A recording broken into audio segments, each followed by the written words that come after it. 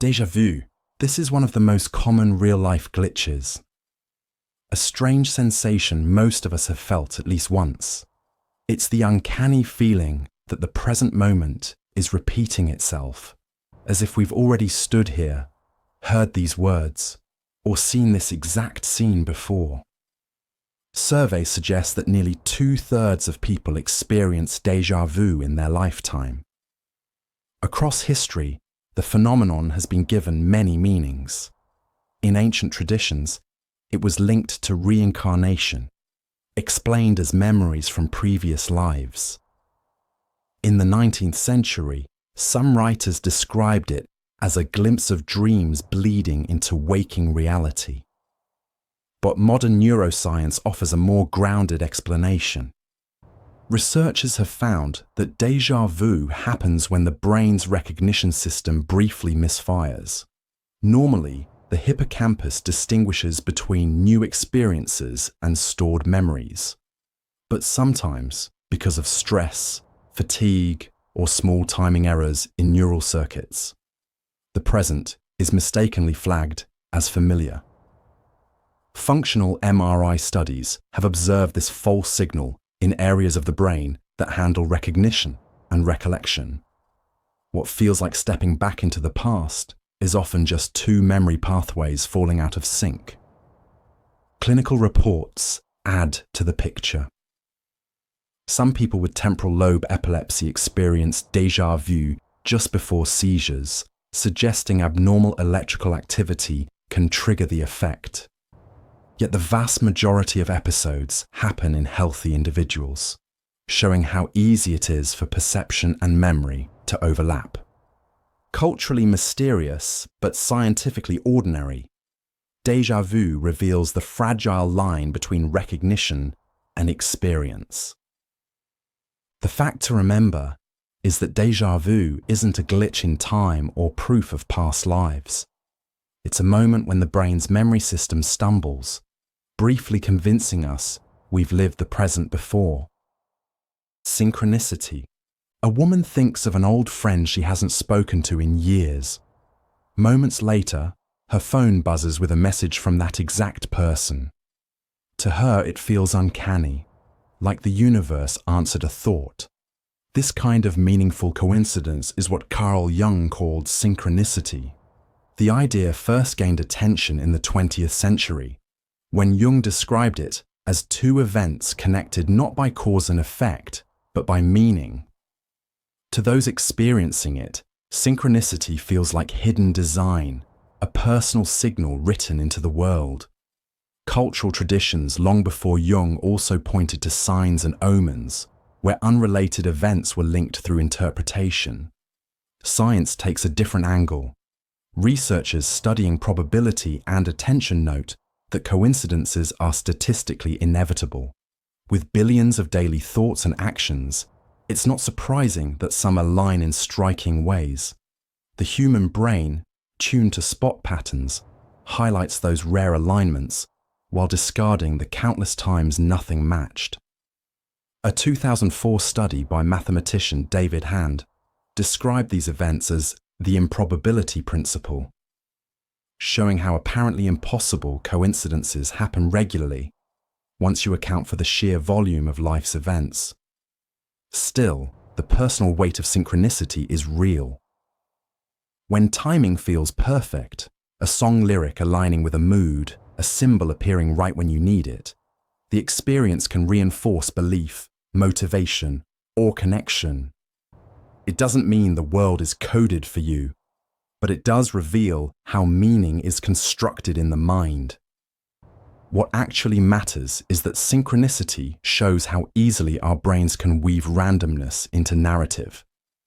The coincidences are real, but the story we attach to them is the glitch that turns chance into destiny. Pareidolia, a piece of burnt toast pulled from the oven once sold for thousands of dollars. Why? Because people swore they could see the face of the Virgin Mary scorched into its surface. What looks like divine intervention to some is, in fact, a classic example of pareidolia. The phenomenon is common. A cloud shaped like a rabbit, a power socket that seems to smile back at you, the man in the moon. Across cultures and centuries, people have reported faces or figures hidden in random patterns. In medieval Europe, unusual rock formations were said to hold religious meaning. In modern times, social media amplifies these sightings, with every oddly shaped shadow or reflection framed as uncanny proof that reality is winking at us. Neuroscience offers a straightforward explanation. Human survival depended on quickly detecting faces and figures, recognizing friend from foe in an instant. The brain's fusiform face area is so sensitive that it sometimes overfires, spotting a face where none exists. In a 2009 fMRI study, participants shown random noise patterns activated the same face processing circuits as when they looked at actual faces. The system errs on the side of false positives because missing a real face would carry a greater cost. Yet the experience remains strangely magical. What begins as a visual misfire becomes charged with meaning because we can't help but project stories onto what we see. A coffee stain isn't just a blot, it's a profile, a sign, maybe even a message. The fact to remember is that pareidolia is not evidence of hidden messages in the world. It is evidence of how powerfully our brains search for order, even when reality is just noise. Sleep paralysis. In 1664, a Dutch physician described patients who woke in the night convinced that a dark figure was pressing on their chest. They struggled to breathe, unable to move, certain they were under attack. Centuries later, the same reports appear across the world, from Japan's Kanashibari to Newfoundland's Old Hag. Today, we know this terrifying experience as sleep paralysis. The glitch occurs in the borderland between sleep and wakefulness. During REM sleep, the brain shuts down muscle movement so we don't act out our dreams. If the mind wakes before the body does, consciousness returns while the muscles remain locked. For the person lying in bed, that gap creates the sense of being trapped inside their own body. The hallucinations that often accompany it have a biological explanation too. Brain regions active during dreaming can still be firing, projecting images and sounds into waking awareness. A shadow in the corner, footsteps in the hall, or a figure at the bedside all feel vividly real because they come from the same circuits that create dream reality. In a 2011 survey, more than 30% of people reported experiencing sleep paralysis at least once, showing how common this overlap truly is. What once fueled folklore of demons and night spirits is now understood as a simple timing error between systems that usually stay in sync.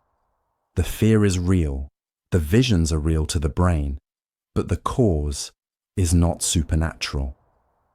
In practice, this means that sleep paralysis is not a sign of danger or possession. It is a harmless, if frightening, reminder of how fragile the boundary between dreaming and waking can be. A moment when the body lags behind the mind. Placebo effect. In the 1950s, a surgeon named Henry Beecher treated wounded soldiers in World War II. When morphine supplies ran out, he injected men with simple saline solution instead. To his surprise, many reported pain relief strong enough to allow surgery. This striking case became one of the most famous examples of the placebo effect. The placebo effect occurs when a treatment with no active ingredient still produces real improvement. It isn't just in the mind.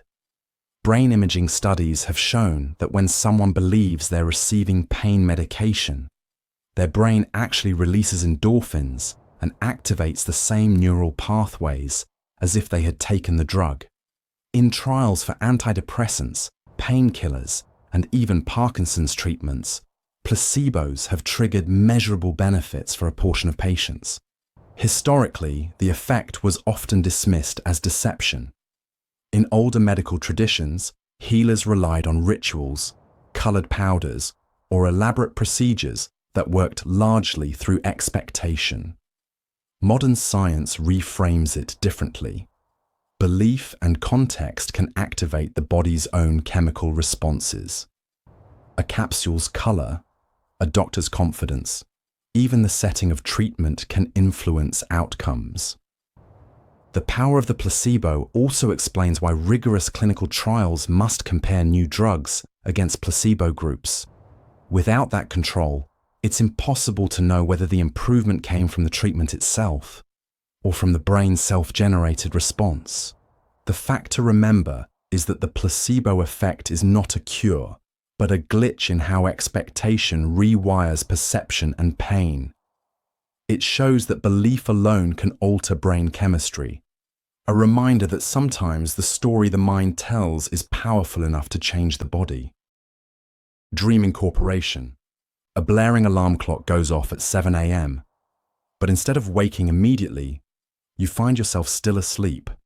The sound has woven itself perfectly into the plot of your dream.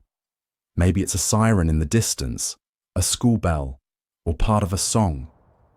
This seamless blending is called dream incorporation. The phenomenon is surprisingly common. Sleep researchers have documented cases where everything from the sound of running water to the sensation of a blanket slipping became integrated into the dream narrative. In one controlled study, participants exposed to subtle noises while in REM sleep often dreamed of situations that explained the sound, showing how flexible the dreaming mind can be. The mechanics are straightforward. During REM sleep, the brain remains highly active, processing memories, emotions, and sensations. External stimuli, like a noise, a touch, or even an odor, can slip past the brain's filters. Instead of waking you up immediately, the dream adapts, folding the new input into whatever storyline is already running. Historically, this blending was seen as mystical. In ancient cultures, dreams that echoed real-world events were taken as prophecies or divine messages. Today, we understand it more as a defense against interruption. The brain buys a few more minutes of sleep by explaining away the intrusion. The result is often uncanny. A car horn outside becomes part of a chase sequence, or the ring of a phone shows up in dialogue before pulling you into wakefulness. For a moment, the real and the imagined run in perfect parallel. In practice, this means dream incorporation is not a glimpse into another world, but a clever glitch. The brain's way of patching reality into the dream until you finally wake. Uncanny Valley. You watch a humanoid robot smile. Its gestures are almost natural. Its voice nearly human. Its eyes close to lifelike. And yet, instead of reassurance, the reaction is discomfort. The closer the figure comes to looking real, the more unsettling it feels. This dip in acceptance is known as the Uncanny Valley. The idea was first described by Japanese roboticist Masahiro Mori, who noticed that people respond positively as machines appear more human-like, until they become almost real, but not quite. At that point, the imitation feels disturbing. Lifelike dolls, wax figures, and certain CGI characters often fall into this zone, where realism creates unease rather than comfort. Psychologists suggest several explanations. One view argues that imperfect human replicas activate evolved sensitivities to disease or death, since pale skin, rigid posture, or mismatched expressions resemble illness. Another perspective points to prediction error. Our brains are finely tuned to track human movement and facial signals, and when those signals don't match, the mismatch triggers discomfort. In 2016, researchers at the University of California found heightened activity in brain regions linked to conflict detection when participants viewed nearly human androids, suggesting the brain processes them as perceptual glitches. Cultural interpretations echo this unease. Folklore often treated human-like figures, dolls, mannequins, or effigies, as vessels for spirits or curses. Modern horror films use the same effect, amplifying the lifeless but almost living stare that unsettles viewers, even when nothing is happening. The Uncanny Valley isn't about machines or special effects alone. It is about us. The razor-thin margin our minds draw between what feels convincingly alive and what feels disturbingly off.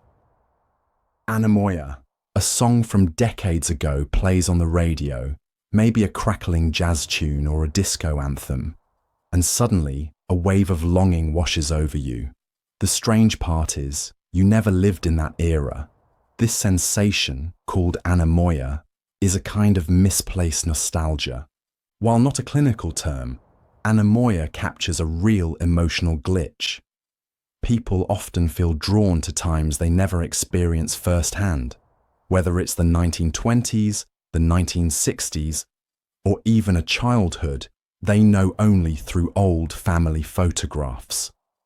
Psychologists link this to how memory and imagination overlap. Brain imaging shows that the same neural networks that reconstruct the past also simulate possible futures or fictional scenarios. When you picture yourself in another time, the brain may tag that simulation with the same emotional weight it assigns to genuine memory. Cultural forces amplify this effect. Films, music, and social media frequently romanticize the past, highlighting aesthetics and moments stripped of their hardships. When these stylized portrayals are repeated, the brain builds a template of false familiarity. It's why vintage footage can stir the same emotions as personal memories. A 2019 study on media nostalgia found that people reported strong personal connections, even to periods they never lived through, showing just how easily collective culture can create personal longing. Historically, this has surfaced in surprising ways. The Victorians idealized medieval chivalry, while the 1970s saw a revival of 1950s culture. Each wave of nostalgia included people with no direct experience of the time being celebrated. What actually matters is that anemoia reveals how flexible memory and meaning really are. The longing feels authentic, but it is constructed. A glitch where imagination masquerades as lived experience. Hypnic jerk. Most people have felt it. You're drifting at the edge of sleep when your body suddenly snaps awake. The jolt is sharp, almost as if you've stumbled, even though you haven't moved from your bed or chair. This brief, startling event is known as a hypnic jerk. Sleep researchers classify it as one of the most common phenomena during the transition into rest. Studies estimate that up to 70% of people experience it, especially in periods of fatigue or high stress. As the nervous system winds down, muscles loosen, breathing slows, and the brain shifts gears. But occasionally, the process misfires. A burst of activity rushes through the body, snapping it back into wakefulness. One leading theory suggests that the reflex has evolutionary roots. As the body relaxes, the brain may misinterpret the sensation as a loss of balance. To protect the sleeper, it triggers a rapid contraction of muscles. In a distant past, when humans or their ancestors may have slept in precarious positions such as trees, this reflex could have prevented dangerous falls. Cultural interpretations added their own explanations. In European folklore, a hypnic jerk might have been seen as a sign of a spirit's interference. In other traditions, it was linked to the soul temporarily leaving the body during sleep. While these accounts gave the event symbolic meaning, neuroscience explains it as a simple misalignment between body and brain during the fragile onset of sleep. The hypnic jerk is harmless, though it can be startling enough to interrupt the path into rest. Rather than a warning of danger, it is a leftover reflex, a quick reminder that the machinery of sleep doesn't always shift smoothly, even in something as ordinary as drifting off. Quantum immortality. A man drives through an intersection as a truck barrels toward him. At the last second, he swerves, missing impact by inches. His heart races with the realization he should not have survived. To him, it feels like chance. To some theorists, it represents something stranger, quantum immortality. The idea grows from interpretations of quantum mechanics, particularly the many worlds view proposed by physicist Hugh Everett in 1957. According to this theory, every possible outcome of a quantum event actually occurs, each in its own branching universe. Extend this logic to life and death moments, and a radical suggestion emerges. In universes where you don't survive, your consciousness ends. But in at least one branch, you always continue, giving you the subjective impression of never dying. While no scientific consensus accepts this as fact, the concept has fascinated philosophers, physicists, and science fiction writers alike.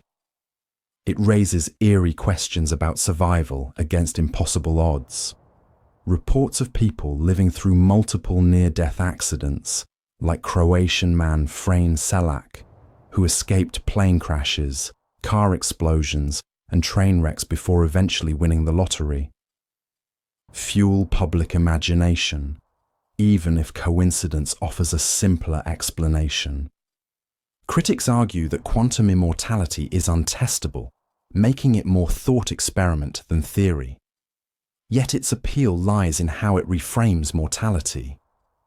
If consciousness only ever persists in the branch where it survives, then subjectively, an individual might feel invincible, even though countless versions of them do not make it.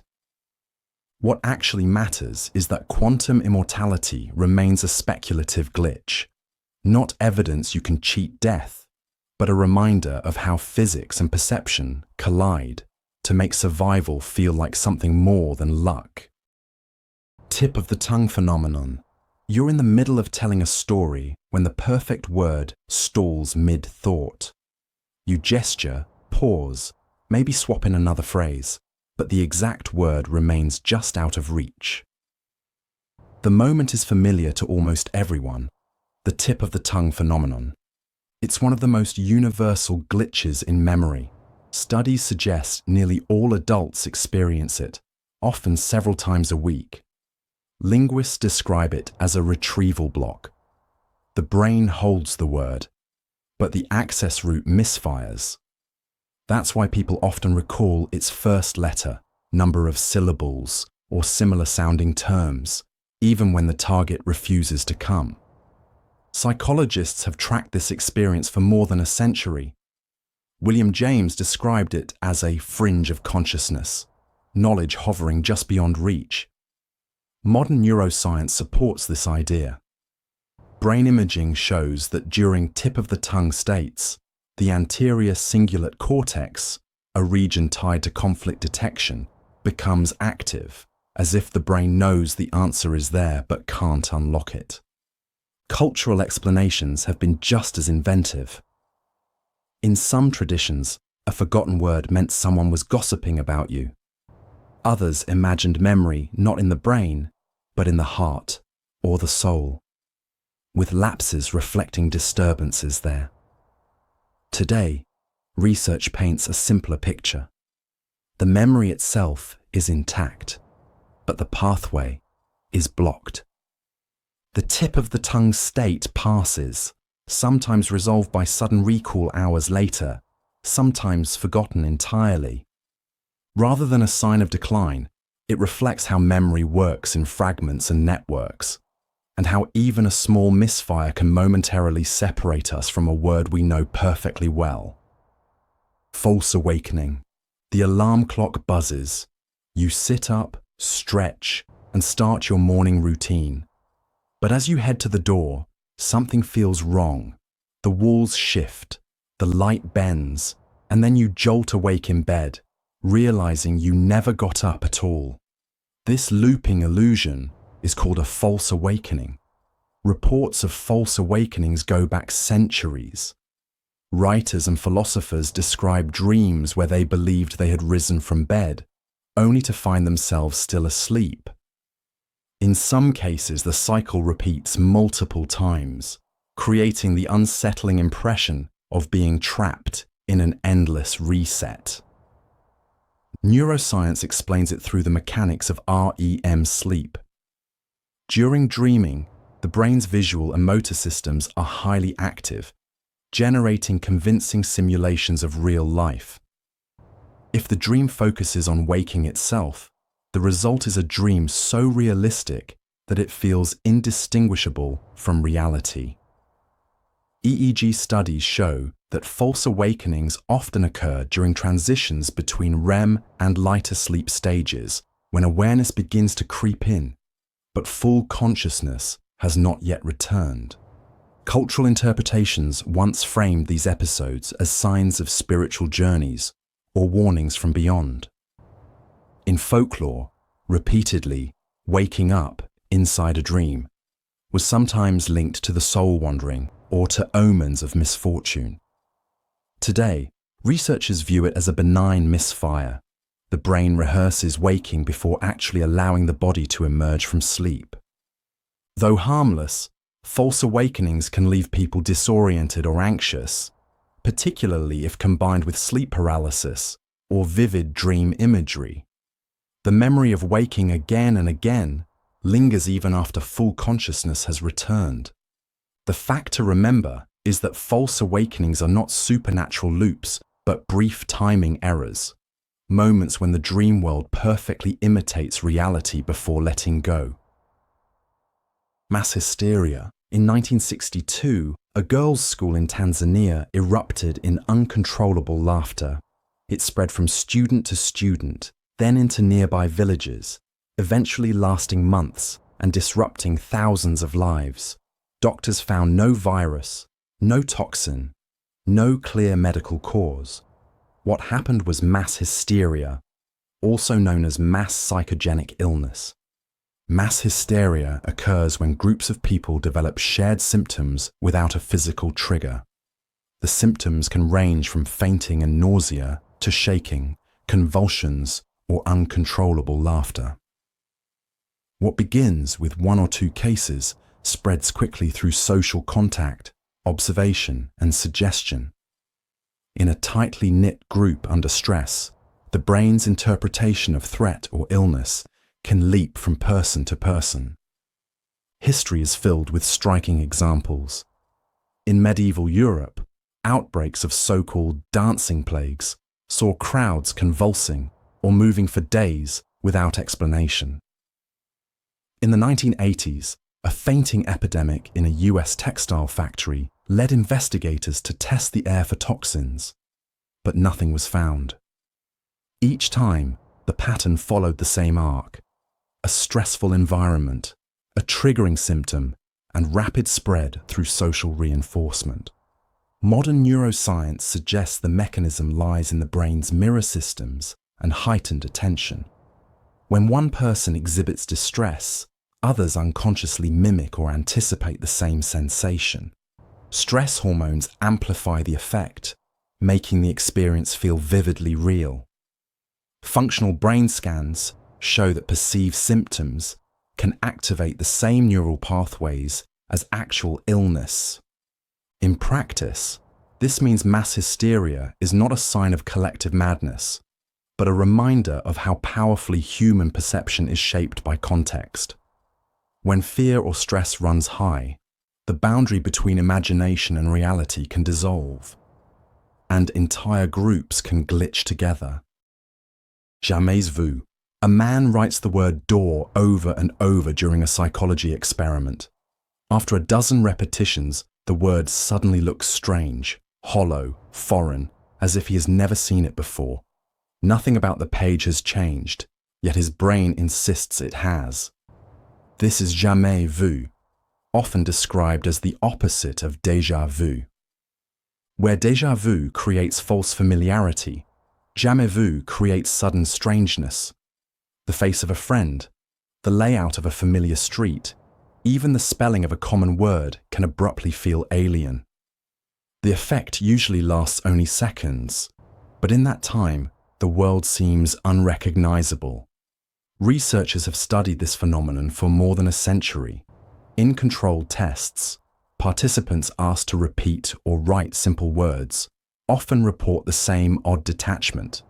The word no longer feels real. Neuroscientists link it to disruptions in the brain's recognition circuits, particularly in the temporal lobe. Instead of confirming something as known, the system slips, and familiarity is replaced by novelty. Cultural interpretations once cast this as a sign of enchantment or loss of memory. In literature, writers use jamais vu to symbolize alienation or estrangement, capturing the unsettling sense of being surrounded by things that should feel safe but don't. Today, we recognize it as a rare but natural misfire in perception, often triggered by fatigue, repetition, or stress. Though brief and harmless, the effect highlights how fragile recognition can be. The world doesn't change, but your brain's labeling system does, leaving you momentarily unmoored in your own surroundings. The fact to remember is that jamais vu isn't proof that reality shifted. It's evidence that even the most familiar details rely on neural circuits that can glitch without warning. Déjà Entendu. Some conversations feel strangely familiar the moment they reach your ears. A phrase, a sentence, even a passing remark can land with the eerie conviction that you've heard it before. This fleeting sensation is known as déjà entendu, the experience of already heard. Though less famous than déjà vu, déjà entendu has been observed in psychological studies and described in countless personal reports. It is a memory glitch tied directly to sound.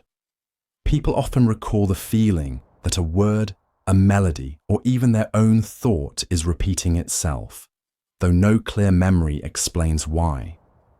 Neuroscience suggests the effect comes from a misalignment between auditory processing and memory tagging. The auditory cortex registers incoming sound, while the medial temporal lobe judges whether it is new or familiar. When these systems fall out of sync, a current sound may trigger the sensation of recollection. Clinical evidence shows the link clearly. In some patients with temporal lobe epilepsy, déjà entendu occurs just before seizures.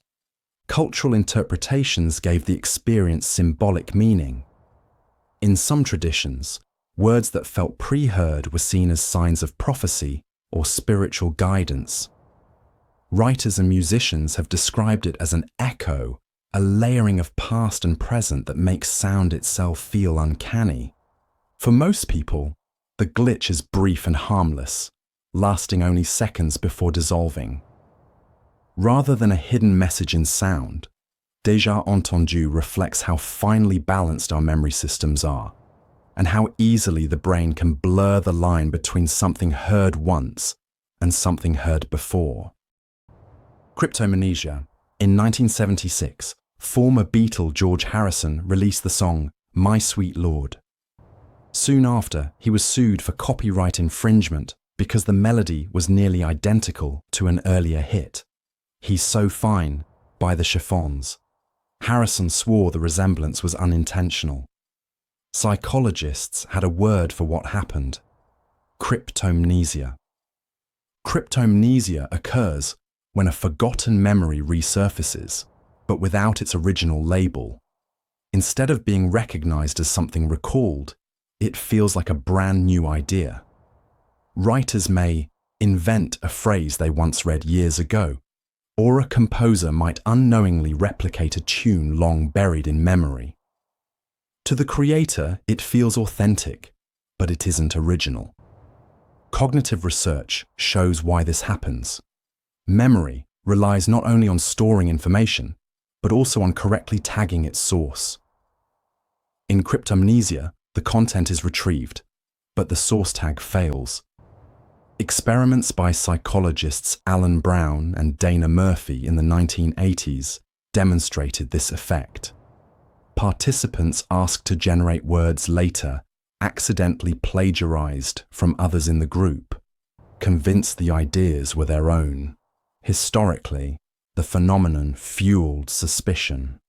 Authors accused of plagiarism sometimes faced ruined reputations, even when the resemblance was unconscious. In spiritual traditions, Cryptomnesia was once mistaken for channeling, where individuals produced knowledge they believed came from outside themselves, but may have been retrieved from forgotten experience.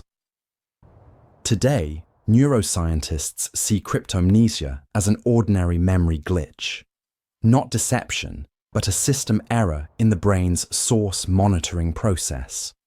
What actually matters is that cryptomnesia shows how fragile originality can be.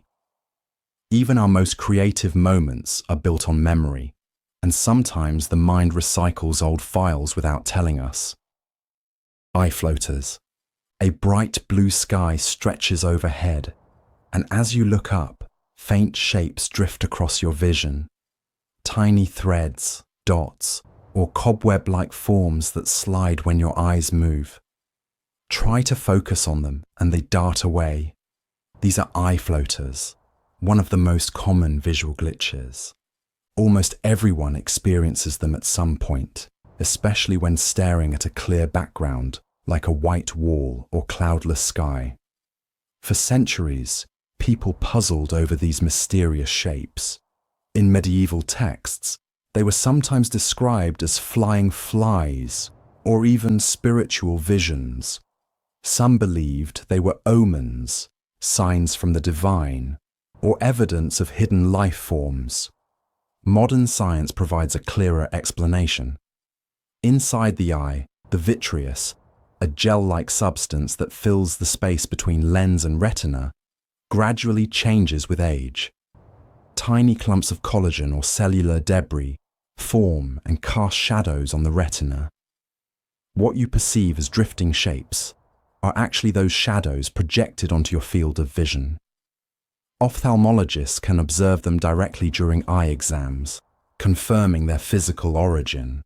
Research shows that floaters are generally harmless, though sudden bursts of them may signal retinal detachment and require medical attention.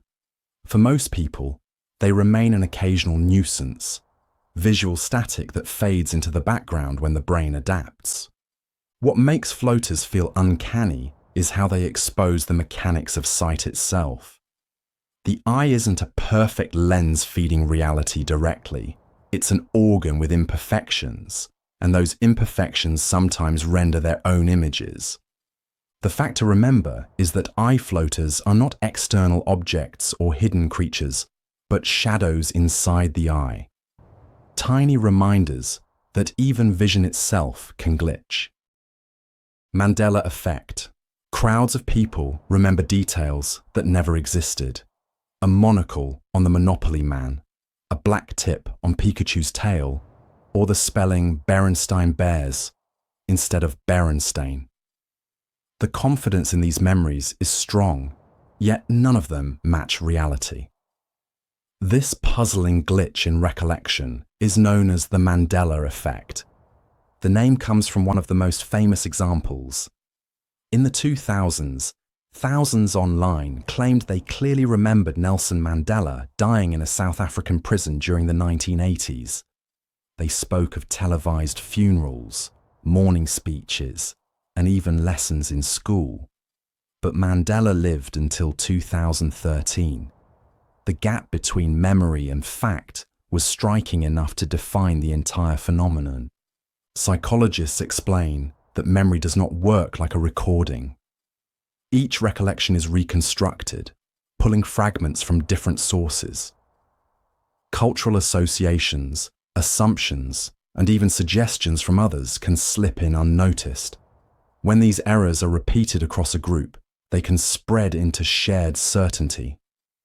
Research published in 2016 showed just how quickly collective false memories can take root when people are exposed to subtle cues. Throughout history, people have searched for deeper meaning in such errors. Folklore often cast them as supernatural signs, while in modern culture, they've been linked to theories of alternate realities or parallel timelines. These interpretations resonate because the feeling of a false memory is nearly identical to the feeling of a real one. The Mandela Effect doesn't reveal cracks in reality. It highlights how easily our minds weave convincing stories from imperfect recollections, reminders that certainty itself can be unreliable. Bader-Meinhof. You learn a new word one morning, and by evening it seems to be everywhere, in headlines, on social media, even in casual conversation. What felt invisible before now stands out sharply, as if the world has been subtly altered. This is the frequency illusion, often called the Bader-Meinhof phenomenon. The glitch begins when something captures attention. A word, a product, a number, or a symbol. From that moment, it appears to show up with unusual frequency. To the person experiencing it, the effect feels uncanny, almost as though reality itself has shifted to match their focus. Cognitive science explains it as the interaction of two processes. The first is selective attention.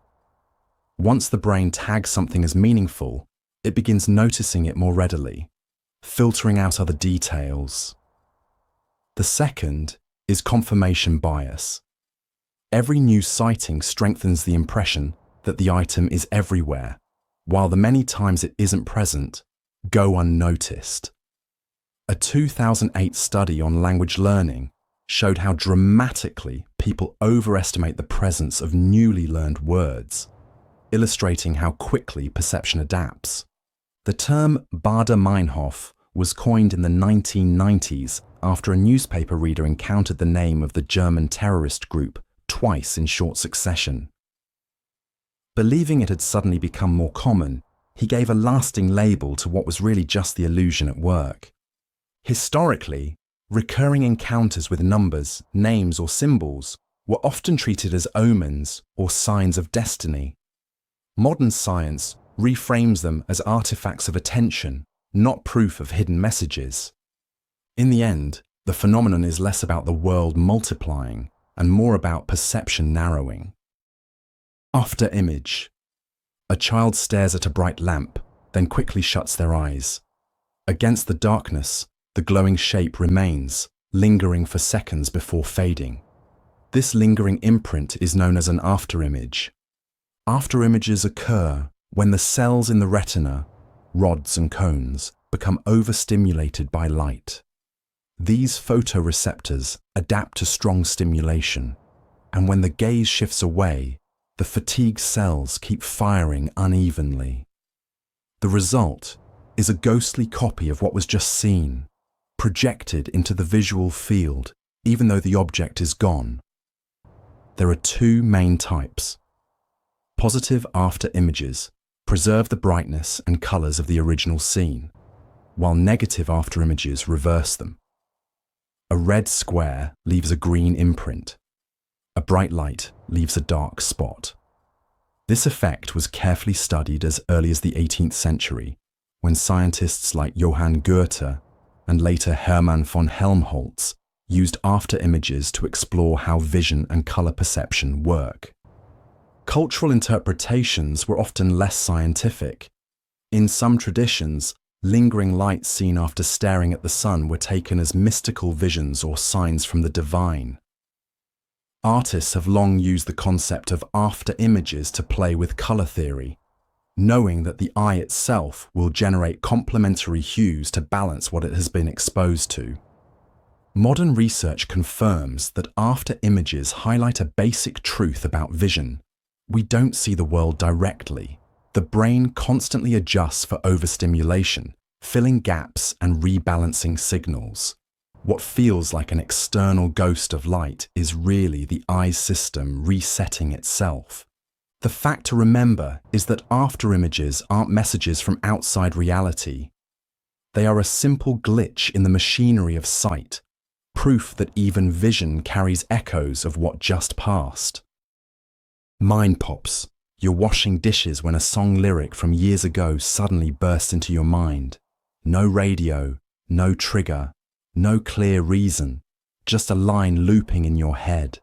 These sudden intrusions are known as mind pops. Mind pops are fragments of memory, words, images, or sounds that surface spontaneously, disconnected from the present moment. A single childhood phrase, a jingle, or the face of an actor may appear without warning. Psychologists note that almost everyone experiences them, often daily, though most people dismiss them as meaningless mental noise. Cognitive science offers a clear explanation. Memory is not a perfectly ordered archive. It's a network of associations. Neurons constantly fire in patterns, and sometimes a fragment of that network activates on its own. In a 2010 study from the University of Hertfordshire, researchers found that people who experienced frequent mind pops also tended to show stronger creative thinking, suggesting that these glitches are linked to the brain's background search functions. Historically, sudden mental intrusions were interpreted differently. In ancient cultures, unexpected words or images were sometimes seen as omens or messages from the spirit world. In literature, authors have used them to capture the strange, involuntary pull of memory, moments when the past intrudes into the present without invitation. Modern neuroscience reframes them as harmless noise in the system. The brain's constant scanning for associations occasionally throws up random results, like an error message that doesn't belong to what you're doing. They are fleeting, unprovoked, and often forgotten as quickly as they appear. What actually matters is that mind pops reveal how active memory is, even when you're not thinking about it. The brain is always searching, and sometimes it delivers fragments you never asked for. Sleepwalking, midnight streets have sometimes been crossed by people who are not awake. Eyes half open, movements deliberate, yet the mind completely absent. By morning, there is no memory of the journey. This strange state is known as sleepwalking, one of the most vivid glitches between sleeping and waking. Sleepwalking, or somnambulism, takes place during deep non-REM sleep. At that stage, much of the brain is inactive, but motor pathways remain active enough to control the body.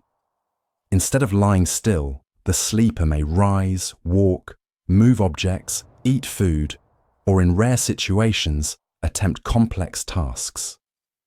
Because reasoning and memory systems stay offline, the episode usually vanishes from awareness by the next day.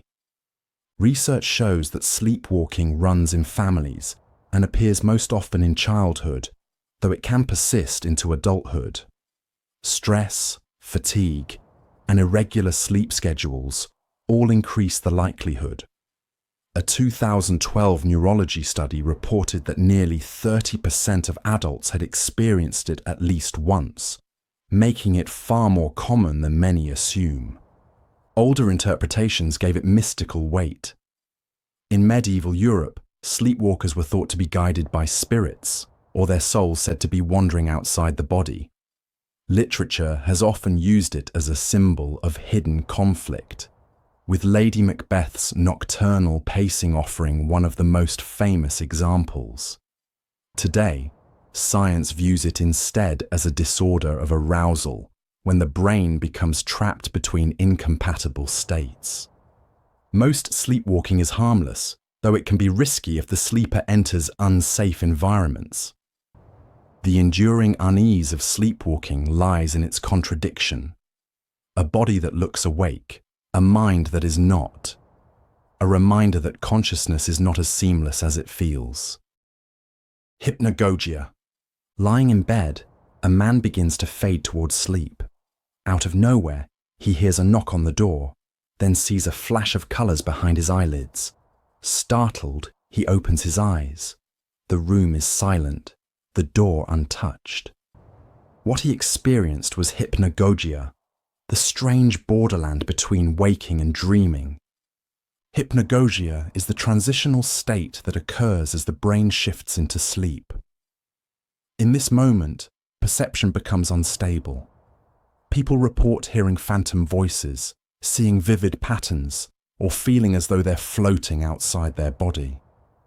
Unlike dreams, which unfold once sleep is established, hypnagogic experiences intrude while awareness is still present.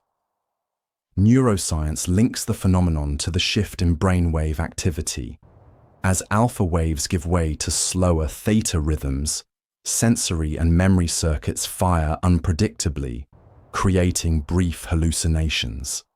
A 2018 study in Nature Neuroscience demonstrated that participants held in this stage showed enhanced creativity, suggesting that hypnagogia taps into the brain's ability to forge new connections. Historically, such visions were often treated as meaningful. In Greek philosophy, these fleeting images were described as messages from the divine. Medieval texts sometimes interpreted them as glimpses of the spirit world, while in other traditions they were seen as omens or warnings. Today, researchers see them as a byproduct of the brain's powering down process, a system not yet asleep, but no longer fully awake. For some, hypnagogia is harmless and even inspiring. For others, especially when paired with sleep paralysis, it can be frightening, filled with shadowy figures or unsettling sounds. What actually matters is that hypnagogia is not a portal to another reality, but a glitch in the sleep cycle. A vivid reminder that consciousness is less stable than it seems. Phantom limb sensation. A soldier loses his arm in battle, yet weeks later he insists his hand still itches. Another patient describes clenching a fist that no longer exists, the nails digging painfully into a palm that is gone. These uncanny experiences are called phantom limb sensations. Phantom sensations affect the majority of amputees. Studies suggest up to 80% experience them. The missing limb feels present, sometimes neutral, sometimes unbearably painful. Patients may describe tingling, warmth, cold, or pressure in a body part that is no longer there. Neuroscience explains it through the brain's body map. In the somatosensory cortex, each region of the body has a corresponding area of representation. When a limb is removed, the map does not instantly erase it. Neighboring regions begin to invade, producing sensations that the brain still interprets as coming from the absent limb. In the 1990s, neuroscientist V.S. Ramachandran demonstrated this with mirror box therapy, tricking the brain into seeing the missing limb move, which sometimes reduced phantom pain. Historically, phantom limbs were seen as evidence of the soul or spirit body. In the 16th century, French surgeon Ambroise Paré recorded accounts of amputees tormented by pain in their lost limbs, fueling speculation that the body retained an invisible double.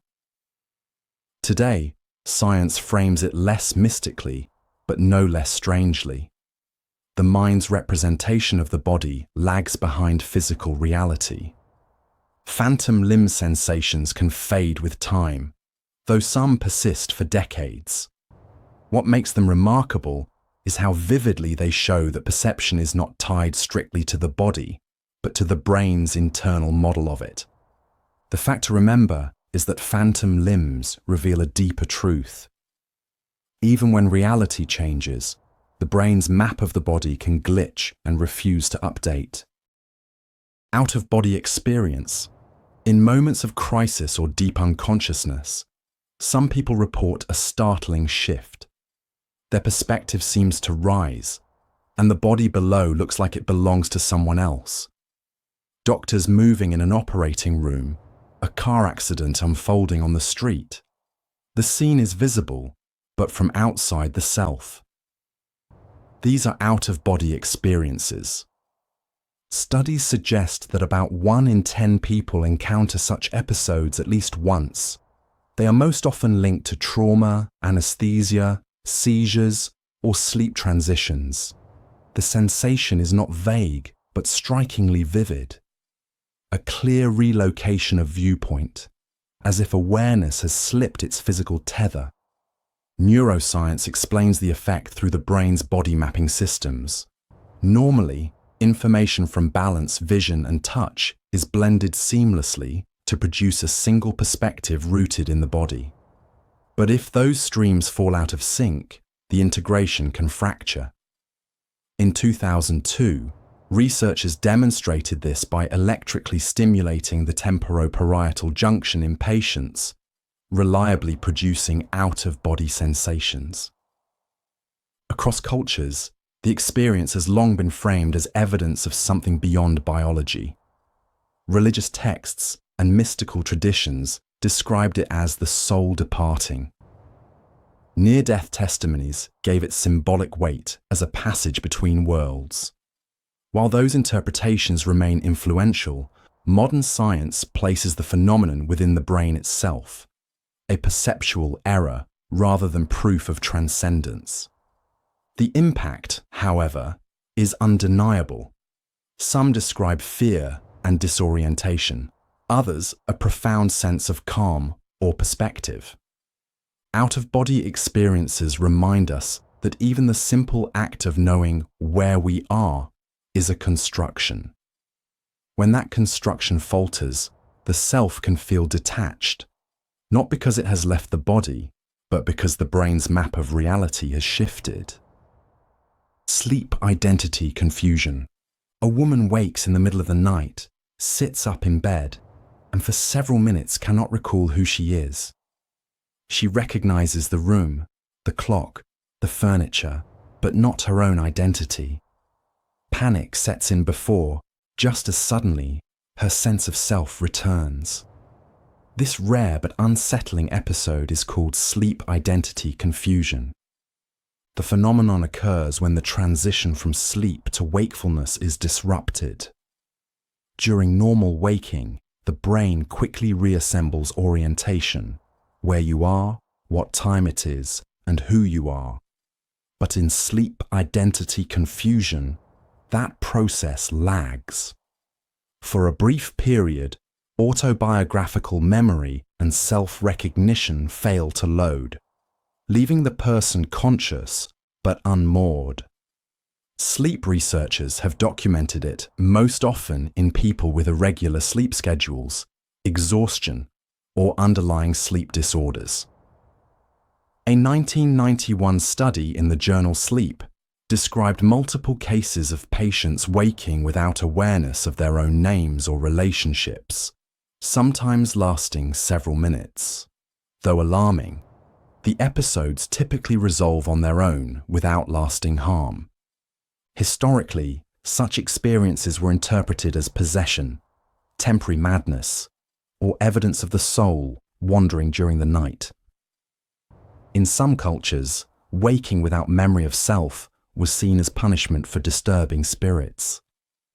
Modern neuroscience frames it differently, as a glitch in the reactivation of the default mode network, the set of brain regions responsible for maintaining self-awareness. While rare, sleep identity confusion highlights how fragile the sense of self can be. The continuity of identity, something most people assume is constant, depends on brain systems that can, under strain, briefly fail. What actually matters is that sleep identity confusion isn't a sign of lost sanity, but a temporary misfire in memory and awareness, a reminder that even the self can glitch. Attentional blink. In experiments on attention, timing can be everything. When information is presented in rapid succession, the first item often gets through, but the second vanishes, not because the eyes failed, but because awareness momentarily shut its gate. Psychologists call this brief gap attentional blink. The effect reflects a simple truth. Attention has strict limits. When a significant stimulus appears, the brain invests resources in processing it. For a short period, usually a few hundred milliseconds, new information is less likely to reach conscious awareness. The brain doesn't stop seeing. It just stops reporting. Research in the early 1990s first captured the phenomenon in controlled lab tasks using streams of letters and numbers. Later, brain imaging revealed the mechanism. Sensory regions still respond to the missed stimulus, but higher-level areas that bring perception into awareness remain quiet. The signal arrives, yet it never gets promoted to memory. This isn't just an artifact of lab conditions. In daily life, the same effect plays out when a driver focusing on one hazard overlooks a sign just ahead, or when a reader skips past a duplicated word without realizing it. The information was there, but awareness was busy elsewhere. Earlier eras often blamed such slips on laziness or distraction. Today, attentional blink demonstrates they are structural limits of perception itself. The lesson is that awareness isn't a smooth spotlight, but a flickering one, precise, powerful, yet prone to blink at the very moments we think we're paying attention. Déjà rêvé. Dreams often dissolve the moment we wake, leaving only fragments behind. But sometimes, much later, a real event feels like it was already lived in a dream. A phrase, a room, or an interaction clicks with uncanny force, as if the present is echoing sleep. This is déjà rêvé, the experience of already dreamed. Unlike déjà vu, which creates a hazy sense of familiarity, déjà rêvé is tied specifically to dream recall. People who experience it often report striking detail, the exact words spoken, the setting, even the timing feels like a dream repeating itself. Though less common than déjà vu, its impact can be stronger, leaving the impression that dreams foretold waking life. Neuroscience has traced it in patients with epilepsy. A 2010 study in epilepsy and behavior found that stimulating the temporal lobe sometimes induced déjà rêvé episodes, suggesting that dream memories can resurface and be misclassified during waking experience. Instead of recognizing a lived event, the brain tags the present as something remembered from sleep. For centuries, the effect was seen as prophetic. Many cultures viewed dreams as glimpses of the future, and déjà rêvé seemed like confirmation. Writers, too, have used it to blur the line between inner imagination and external reality, capturing the eerie sense of life bending back into dream. Déjà rêvé illustrates that the brain doesn't always keep its memory systems cleanly divided. Most dream fragments vanish, but when one slips back into waking life at just the right moment, it creates the illusion of prophecy, a glitch where memory and dream briefly trade places. Telescoping effect. Ask someone when Michael Jackson died, and they might say a few years ago, even though it was 2009. Or they might recall the Challenger disaster as happening more recently than it did. This distortion of time is called the telescoping effect. The glitch occurs when memories of past events are pulled closer to the present than they really are. Psychologists describe two types: forward telescoping, where older events are remembered as more recent, and backward telescoping, where newer events are misremembered as further in the past. Either way, the timeline collapses, leaving people convinced that events happened at the wrong distance in time. Scientific studies confirm how widespread it is. In a 1980s survey, people consistently misdated news events, often compressing decades into just a few years ago. Later research showed that emotional intensity, personal relevance, and cultural importance all make memories more prone to telescoping. The brain appears to store vivid details without accurately tagging their dates, leaving recall vulnerable to distortion. Historically, this glitch has shaped collective memory. Generations often condense decades of history, recalling wars, political movements, or cultural shifts, as if they happened closer together than they did. Oral histories sometimes blend timelines, creating the impression that separate events occurred almost simultaneously.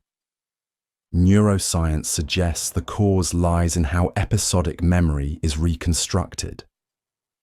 Rather than pulling from a fixed archive, the brain rebuilds the past using fragments. Without precise timestamps, events are placed where they feel they belong, usually closer to now. What actually matters is that the telescoping effect doesn't mean the events themselves are fading. The details remain, but the brain glitches when placing them on the timeline, compressing history until yesterday and decades ago blur together. Confabulation. In the 1880s, Russian neurologist Sergei Korsakov treated patients with severe memory loss. When asked about their day, some confidently described conversations or activities that had never happened.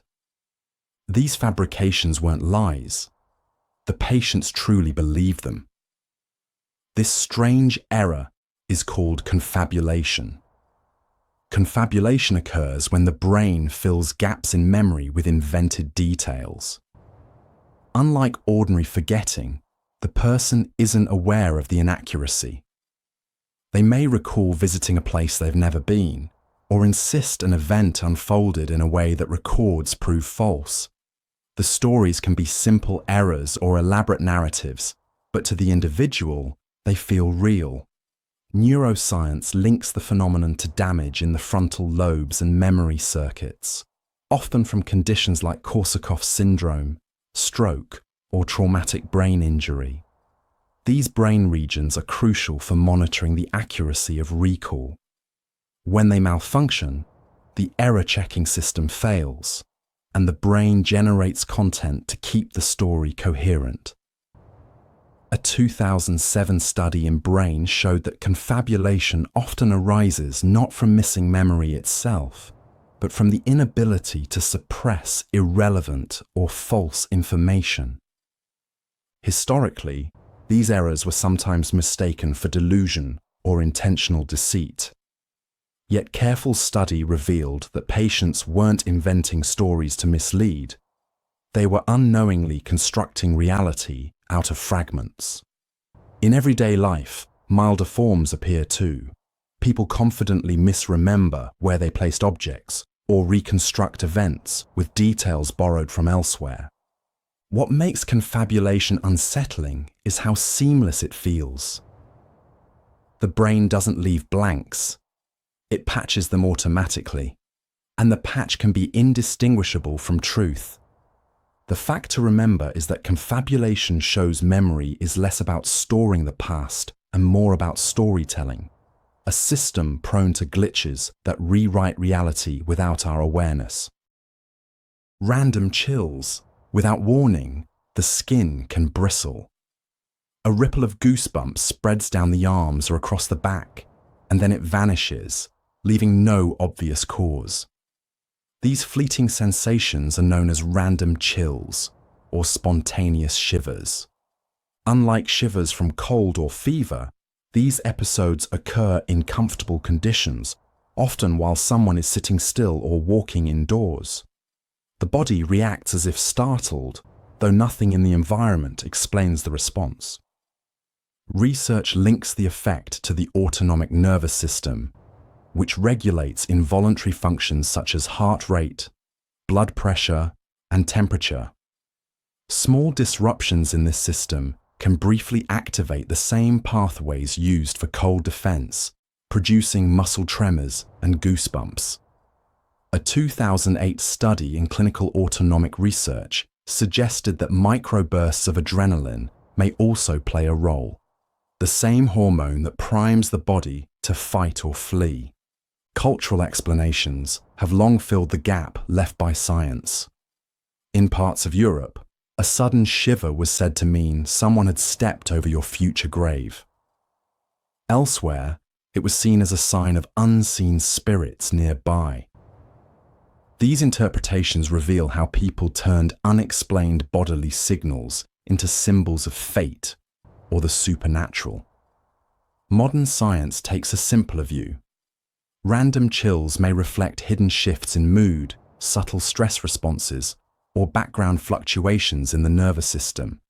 They are benign, but they highlight how the body can generate signals that feel meaningful even when nothing external has changed. The real significance of random chills lies in what they show about perception.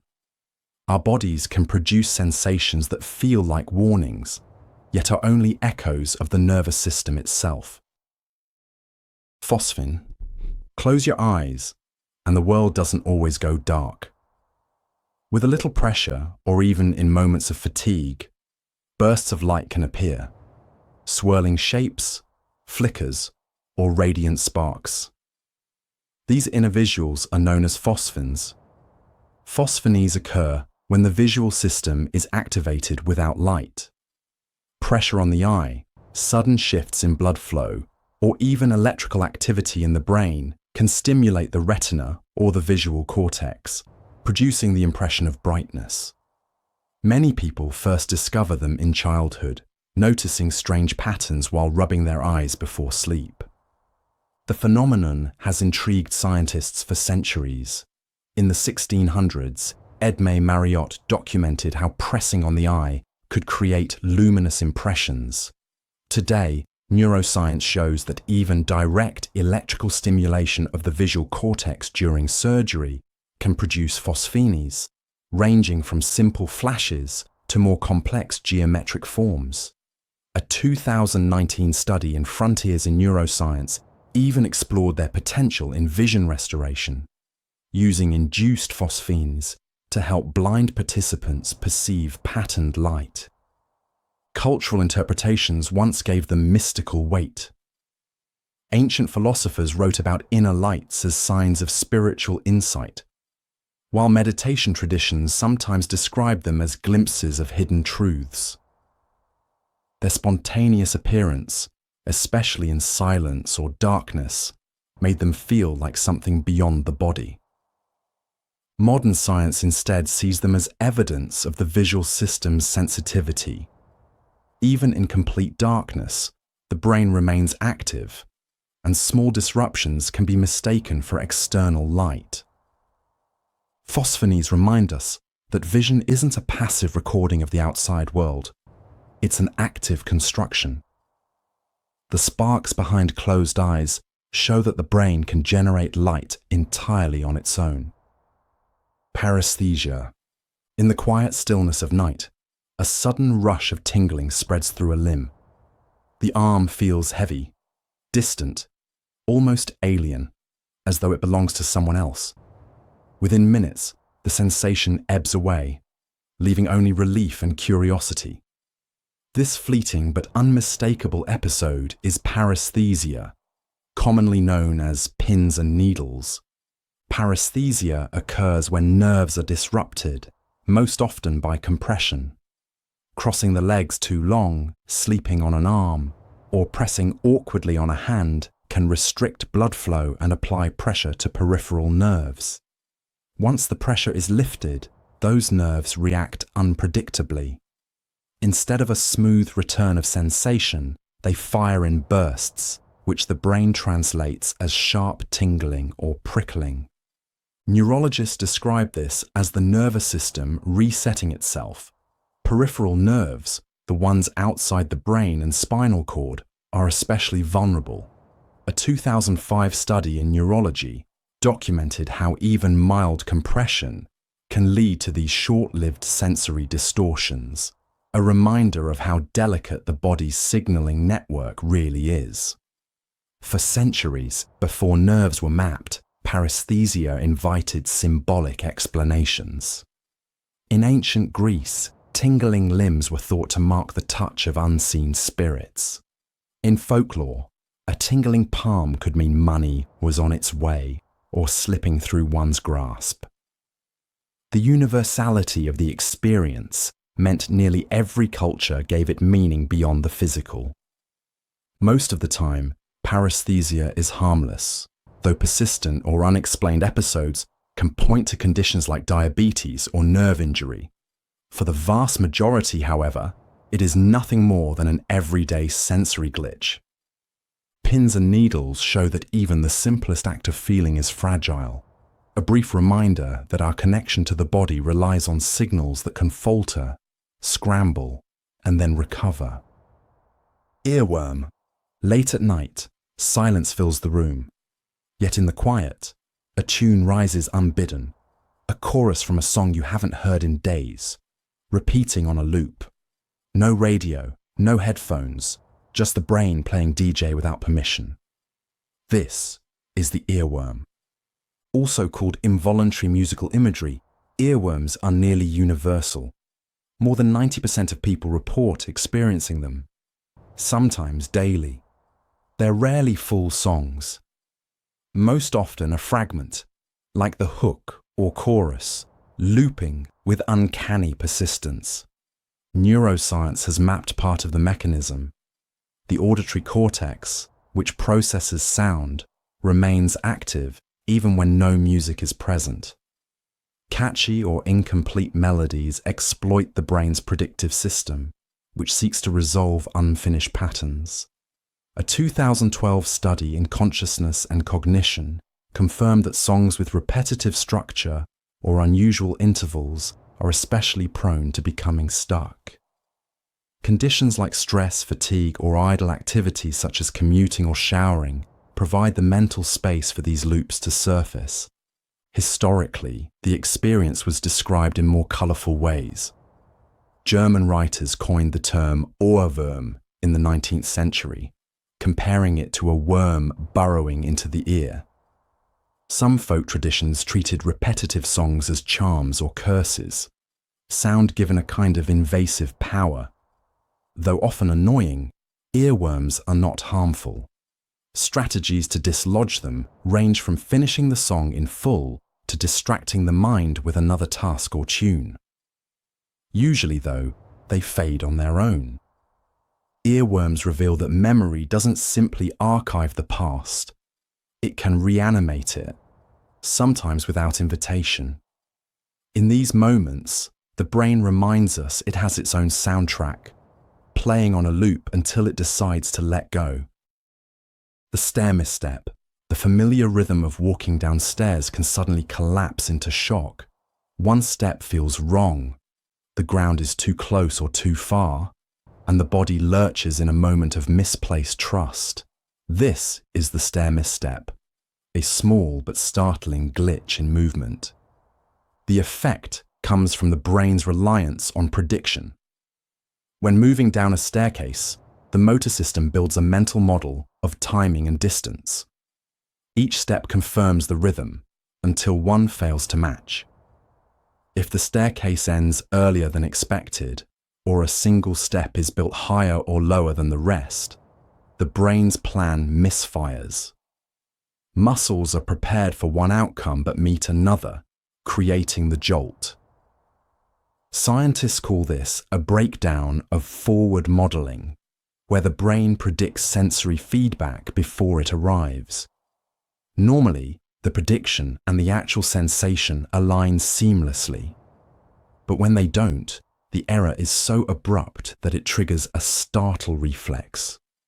Research published in Experimental Brain Research in 2005 documented how these mismatches can spark adrenaline surges, which explains why the misstep feels momentarily alarming despite no real danger. Historically, stumbles like this carried symbolic weight.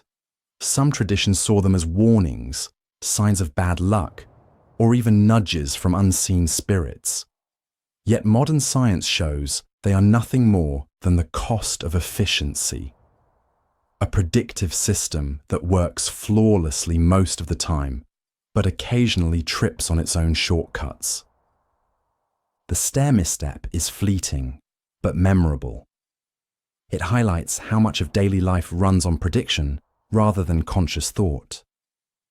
When those predictions fail, even the simple act of stepping downward can remind us that control is never absolute. Familiar stranger phenomenon. Morning commutes are full of patterns, the same train cars, the same bus routes, the same faces passing in and out of view. Over time, one or two of those faces begin to stand out. You may not know their names, but they become part of the scenery, a fixture of daily life. This is the familiar stranger phenomenon. Social psychologist Stanley Milgram first described it in the 1970s. He noticed that in cities, people often share public spaces with the same individuals over and over without ever speaking to them. These strangers form an odd category, neither friends nor complete unknowns, but a kind of silent acquaintance. The illusion of recognition deepens when routine is broken. Spotting the same person in an unexpected place, a park, a shop, a different street, can feel momentarily disorienting, as though a background character has stepped into the foreground. The psychology behind it is straightforward. Human brains are tuned to remember faces through repetition, even when no details are attached. Studies in cognitive science show that repeated brief exposure is enough to encode a sense of familiarity, even if the context is forgotten. But because these recognitions lack personal information, the connection feels shallow, leaving a gap between familiarity and knowledge. Cultural interpretations once gave such figures symbolic weight. Folklore framed recurring strangers as omens, guardians, or spirits. In modern life, they make up what sociologists call invisible communities, the unspoken ties that form in shared routines. The familiar stranger is a quiet reminder of how social memory works. Our minds notice patterns even when we don't intend to, turning strangers into subtle fixtures of our world. Proof that connection doesn't always require conversation. Doorway effect. You walk with purpose toward another room, thought sharp in your mind, and then it's gone. By the time you've crossed the doorway, the reason for moving has vanished. This sudden blanking is known as the doorway effect. Psychologist Gabriel Radvansky and colleagues at the University of Notre Dame explored this in 2011 through controlled experiments. They found that participants who passed through a doorway were significantly more likely to forget what they were doing compared to those who traveled the same distance without changing rooms. The simple act of crossing a boundary seemed to disrupt memory. Cognitive science points to event boundaries as the cause. The brain doesn't treat experience as a continuous flow, but as a sequence of episodes, like chapters in a story. A doorway marks the end of one scene and the start of another. In that transition, working memory is partially reset, which can sometimes erase the very intention guiding the movement. It's an efficient system most of the time, preventing overload by clearing space for new input. But it comes at the cost of occasional lapses. Cultural interpretations once chalked such slips up to distraction or aging. More recently, experiments in both real-world and virtual spaces confirmed that the effect isn't about the walls themselves, but about the brain's sense of shifting context. What feels like forgetfulness is actually a structural feature of memory design. For most people, the thought reappears after a pause or by walking back into the original room. Yet the experience is striking because it reveals how our minds carve the world into scenes. Crossing a threshold doesn't just move the body, it redraws the map of memory. Mondegreen, crowded concerts, muffled radios, or old recordings. These are perfect conditions for a peculiar auditory glitch. A lyric rings out, But what the listener hears isn't what was sung. Instead, words bend into strange new forms, sometimes so convincing that they replace the original. This is the mondegreen. The word was introduced in 1954 by writer Sylvia Wright. As a child, she misheard the line of a Scottish ballad and laid him on the green as "and Lady Mondegreen." Her childhood error became the label for an entire category of misheard phrases that persist across generations. Cognitive science explains why this happens. Unlike written text, speech and song arrive as a continuous stream without clear breaks. The auditory system relies on context, expectation, and memory to carve that stream into words. When sound is distorted by speed, accent, or background noise, the brain fills gaps with its best guess. Once that guess clicks, it feels solid, even if it's completely wrong. A 2014 study in the Journal of Cognitive Neuroscience found that prior expectations strongly shape auditory perception, showing that mishearing is built into the mechanics of listening. Culturally, mondegreens have left their mark everywhere. Hymns, folk songs, and pop hits all have their unofficial versions, carried forward by confident voices. Sometimes the mistaken lyric is funnier or more memorable than the real one, embedding itself into collective memory as though it were deliberate. Mondegreens reveal something deeper than humour. They remind us that hearing is never a simple act of reception. It is interpretation, built moment by moment. And in that space between sound and meaning, entire new versions of reality can emerge. Semantic satiation. Say a word enough times, and it begins to unravel. What once carried meaning now sounds hollow, mechanical, almost alien. The mind recognizes the syllables, but loses the concept attached. This is semantic satiation. Psychologist Leon Akobovitz. James first studied the effect in the 1960s. He demonstrated that repeating a word quickly can momentarily strip it of meaning. The reason lies in how the brain links sound to concept. Repeated activation of the same neural pathways causes them to fatigue. For a short while, the signal weakens and the word becomes noise. Modern neuroscience supports this explanation. Imaging studies show that regions of the brain critical for language, especially the left temporal lobe and prefrontal cortex, dampen their activity during rapid repetition. A 2011 study in Brain and Language confirmed that this isn't simply boredom or distraction. It's a form of neural adaptation, similar to how a constant smell or background sound fades into nothing. Long before psychology gave it a name, the effect was noticed in practice. Many religious and meditative traditions use chanting not only for rhythm or ritual, but because repetition seemed to detach language from its ordinary meaning. A word repeated enough times ceased to point outward and instead became a sound to focus inward. For most of us, semantic satiation appears as a fleeting curiosity. A word gone strange in the middle of repetition. Yet it points to something profound. Words don't hold meaning on their own.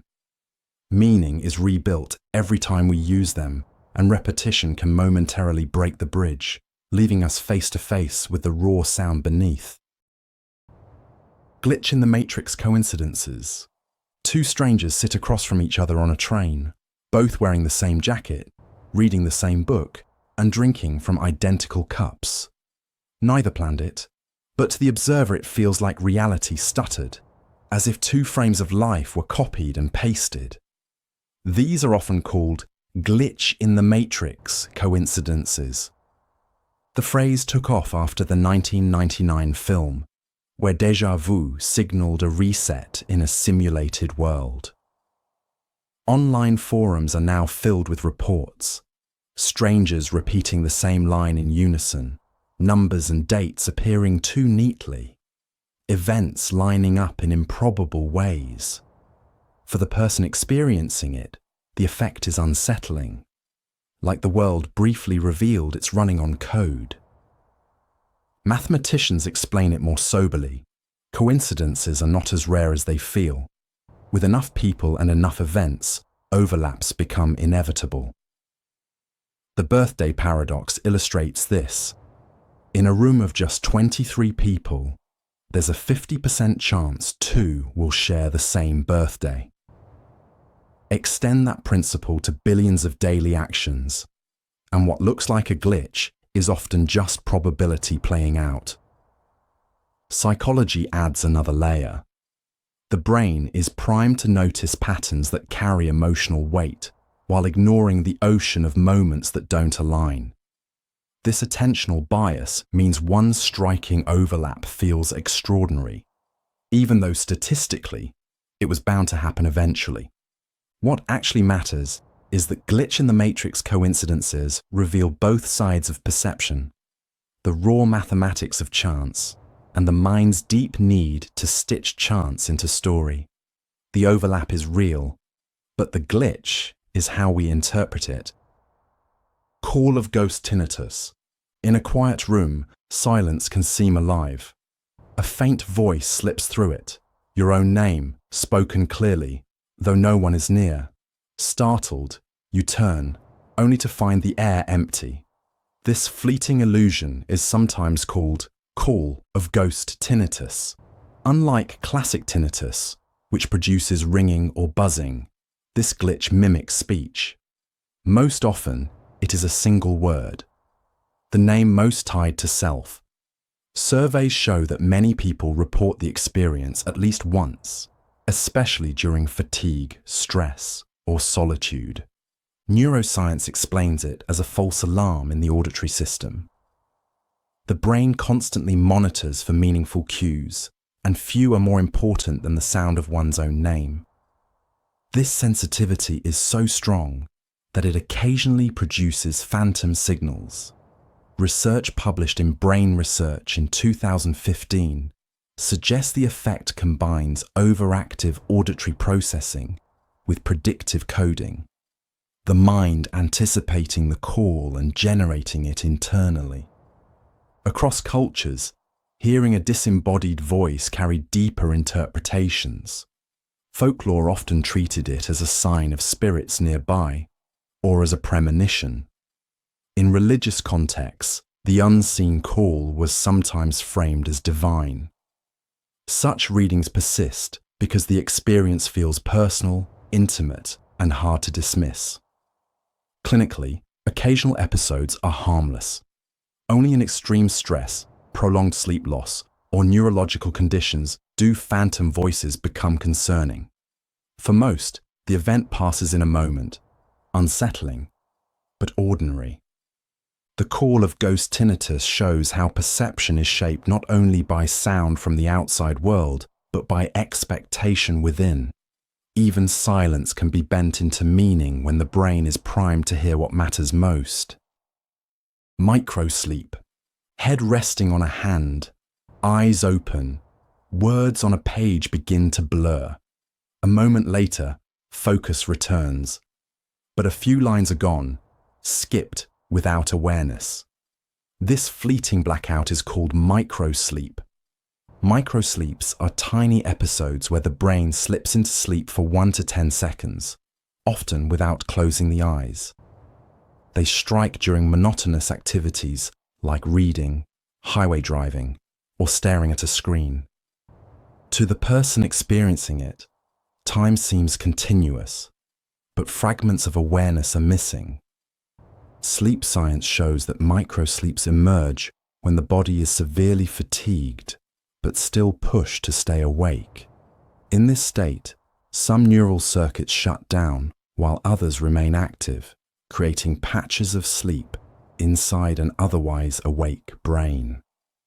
A 2011 study in the Journal of Neuroscience recorded neurons in attention-related regions going temporarily silent during microsleep episodes, even as the rest of the brain stayed online.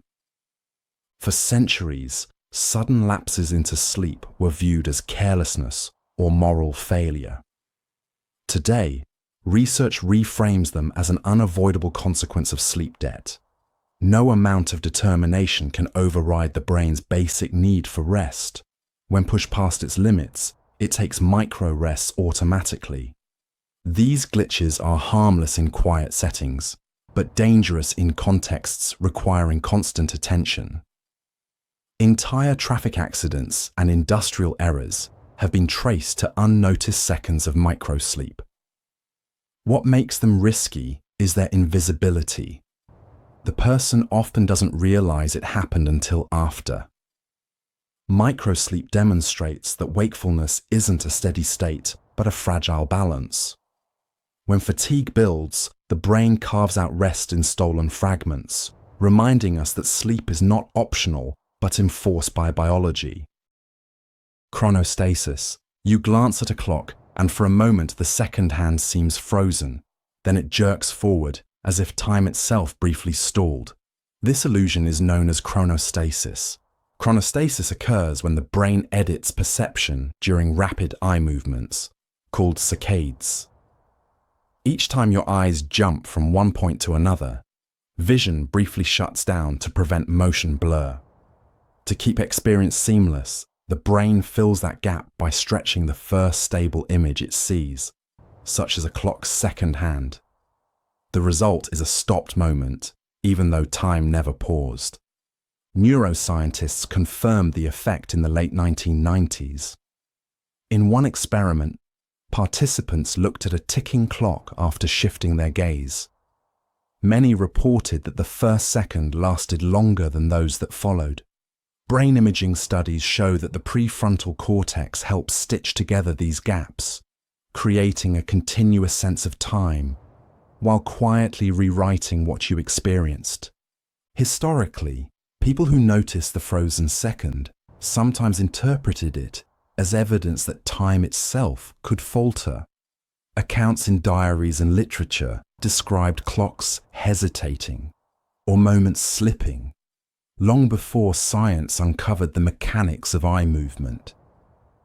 The glitch gave rise to musings about fate, destiny, or even supernatural interference. Chronostasis doesn't only affect clocks. It can appear whenever your eyes move suddenly, glancing at a phone screen, looking at a friend's face, or shifting across a room. Anywhere perception resets, the first moment can feel longer than it really is. What actually matters is that chronostasis isn't time-bending, but perception lagging. A glitch where the brain edits vision to hide its blind spots, leaving behind the eerie impression that the world itself stopped. Motion-induced blindness. On a busy road, headlights streak past and trees blur along the edges. In the midst of this constant motion, something still can simply disappear. A speck on the glass or a fixed road sign fades from awareness, only to return moments later. This is motion-induced blindness. Psychologists first demonstrated the effect in 1991. In experiments, participants were asked to focus on a stationary dot while surrounded by rotating patterns. Within seconds, the dot vanished from conscious perception, though it remained physically present. The eyes were still detecting it. The brain was not.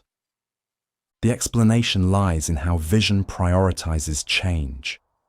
Human survival has long depended on detecting motion, so neural pathways are tuned to highlight movement over stability. When the scene is saturated with shifting patterns, the brain sometimes suppresses static details, effectively filtering them out. A 2008 Nature neuroscience study confirmed that during these episodes, early visual regions still registered the missing objects, but higher cortical areas failed to bring them into awareness. Pilots in World War II informally described similar lapses, reporting that stationary aircraft or ground targets could vanish against dynamic backgrounds. Even earlier, philosophers noted that attention can distort reality. making perception an unreliable mirror of the world.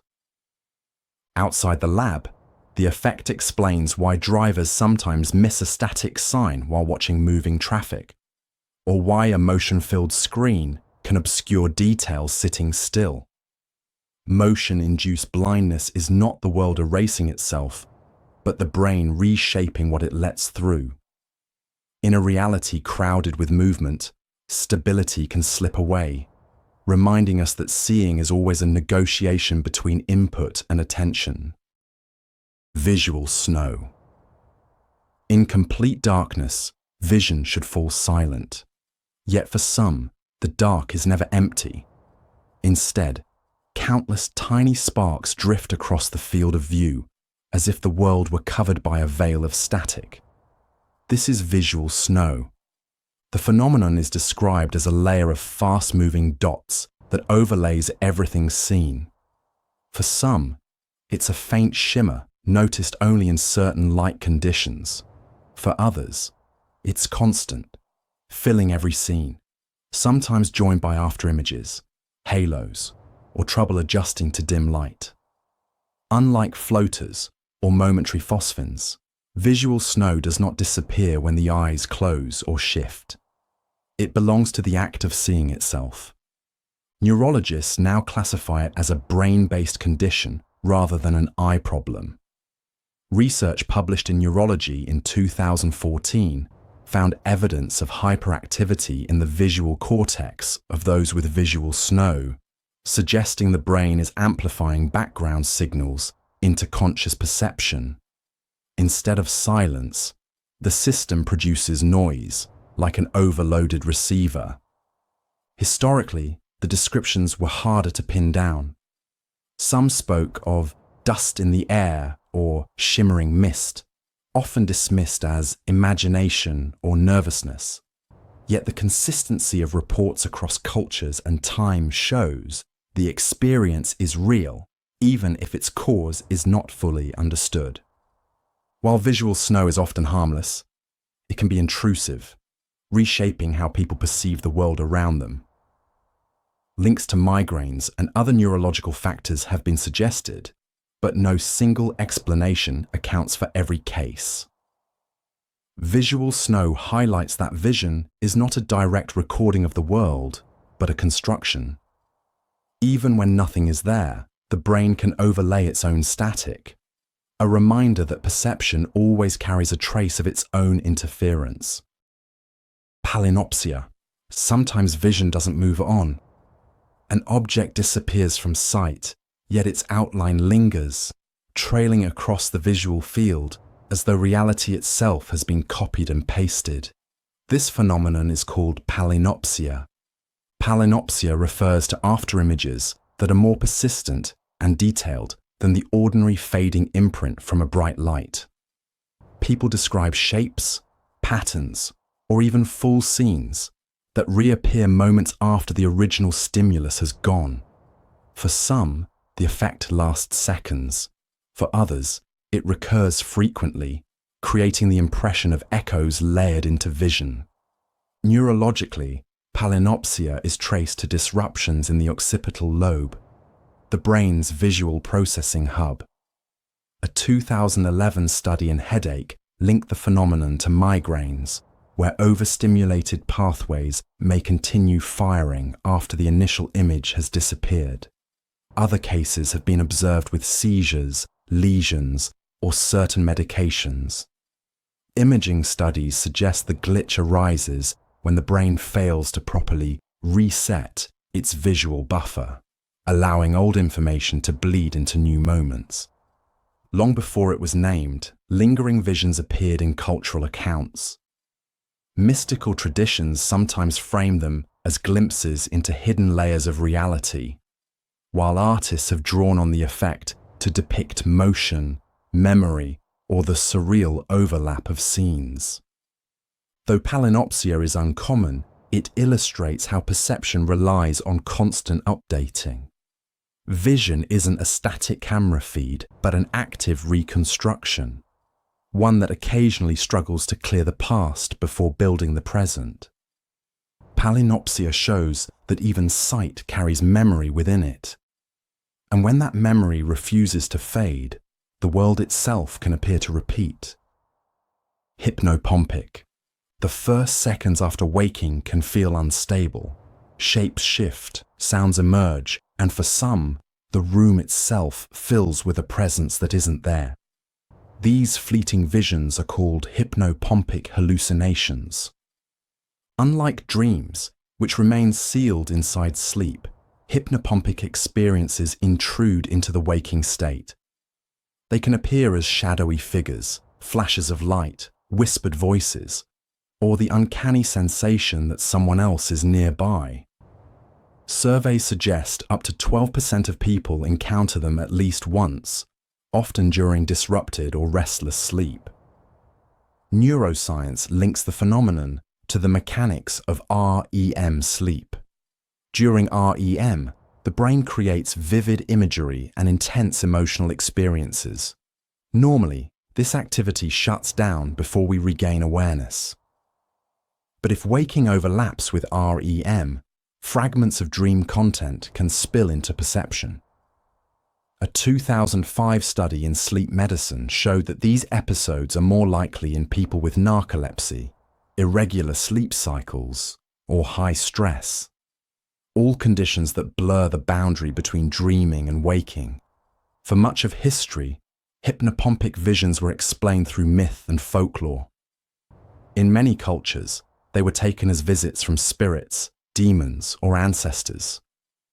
Because the experiences feel so real, they easily merged with stories of supernatural encounters, lending weight to traditions of night visitations.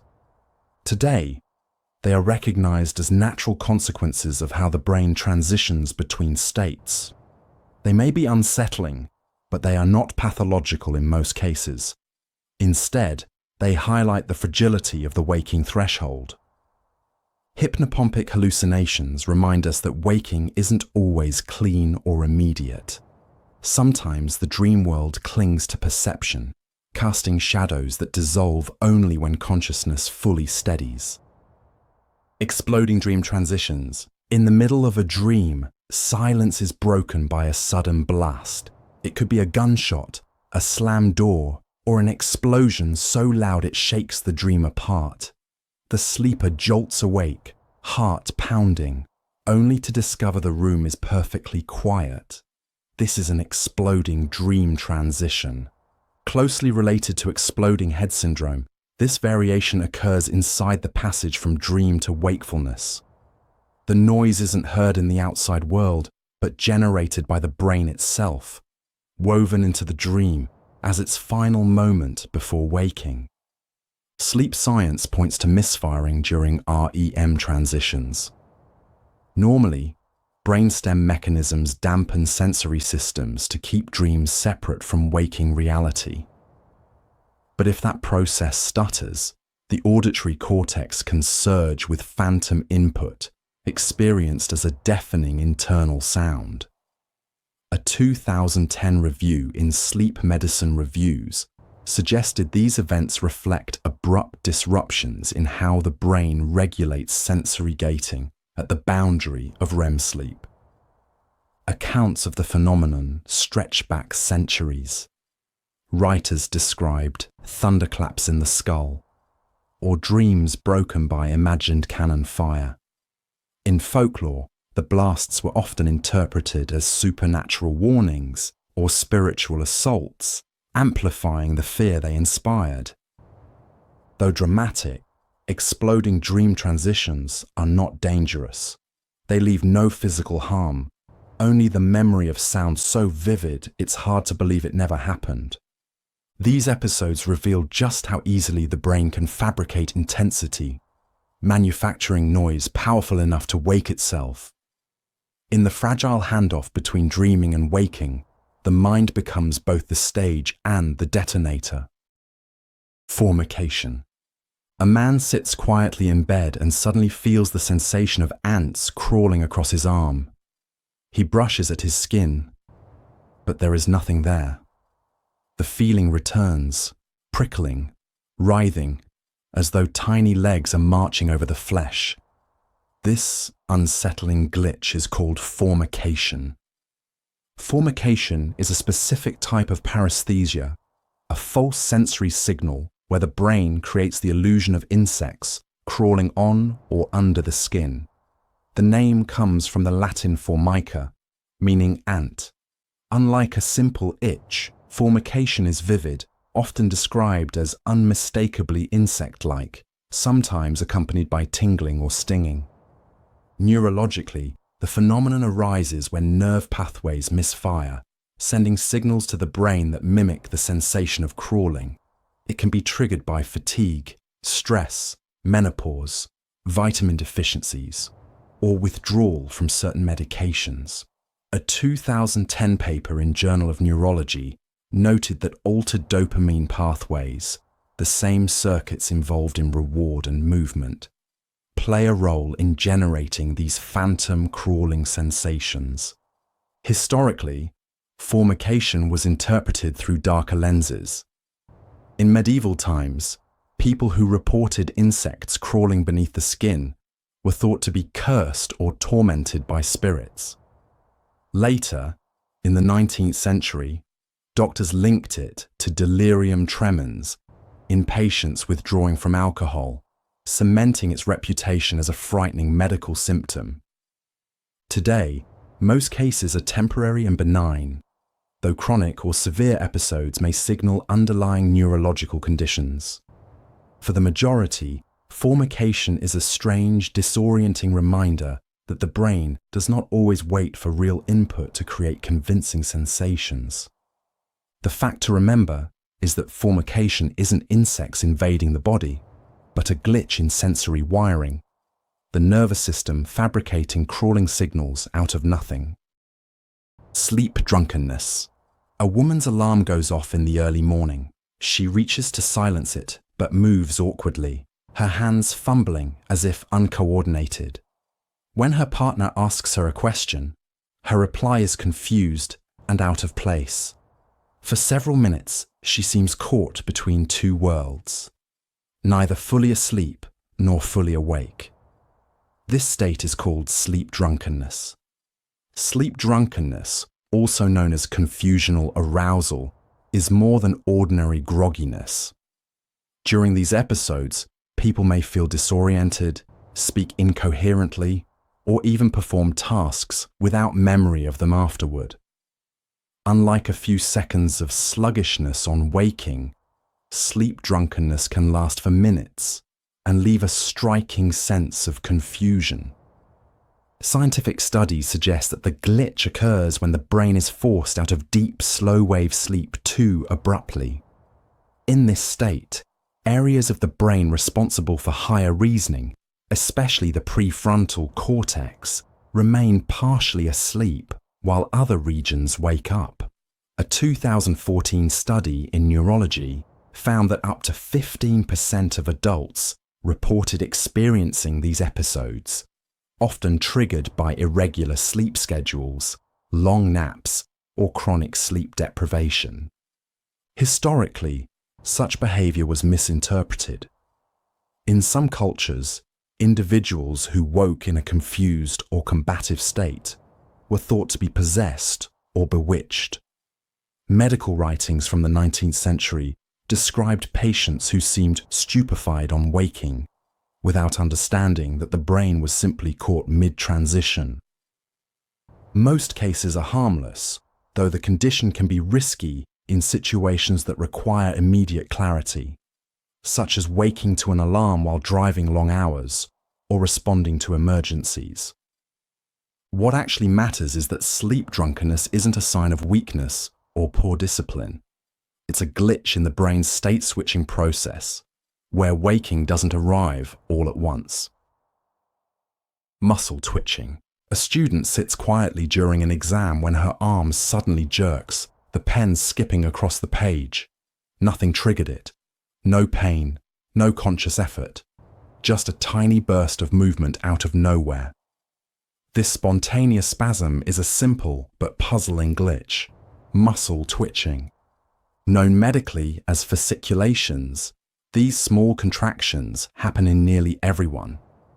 They may appear as eyelid flickers, finger jumps, or calf twitches after exercise. For most people, they come and go without warning, lasting only a few seconds. In everyday life, they feel meaningless. But to the nervous system, they're the product of a misfired signal. The underlying cause is straightforward. Muscles contract when motor neurons send electrical impulses. Occasionally, a single neuron fires on its own, either because of fatigue, stress, or electrolyte imbalance.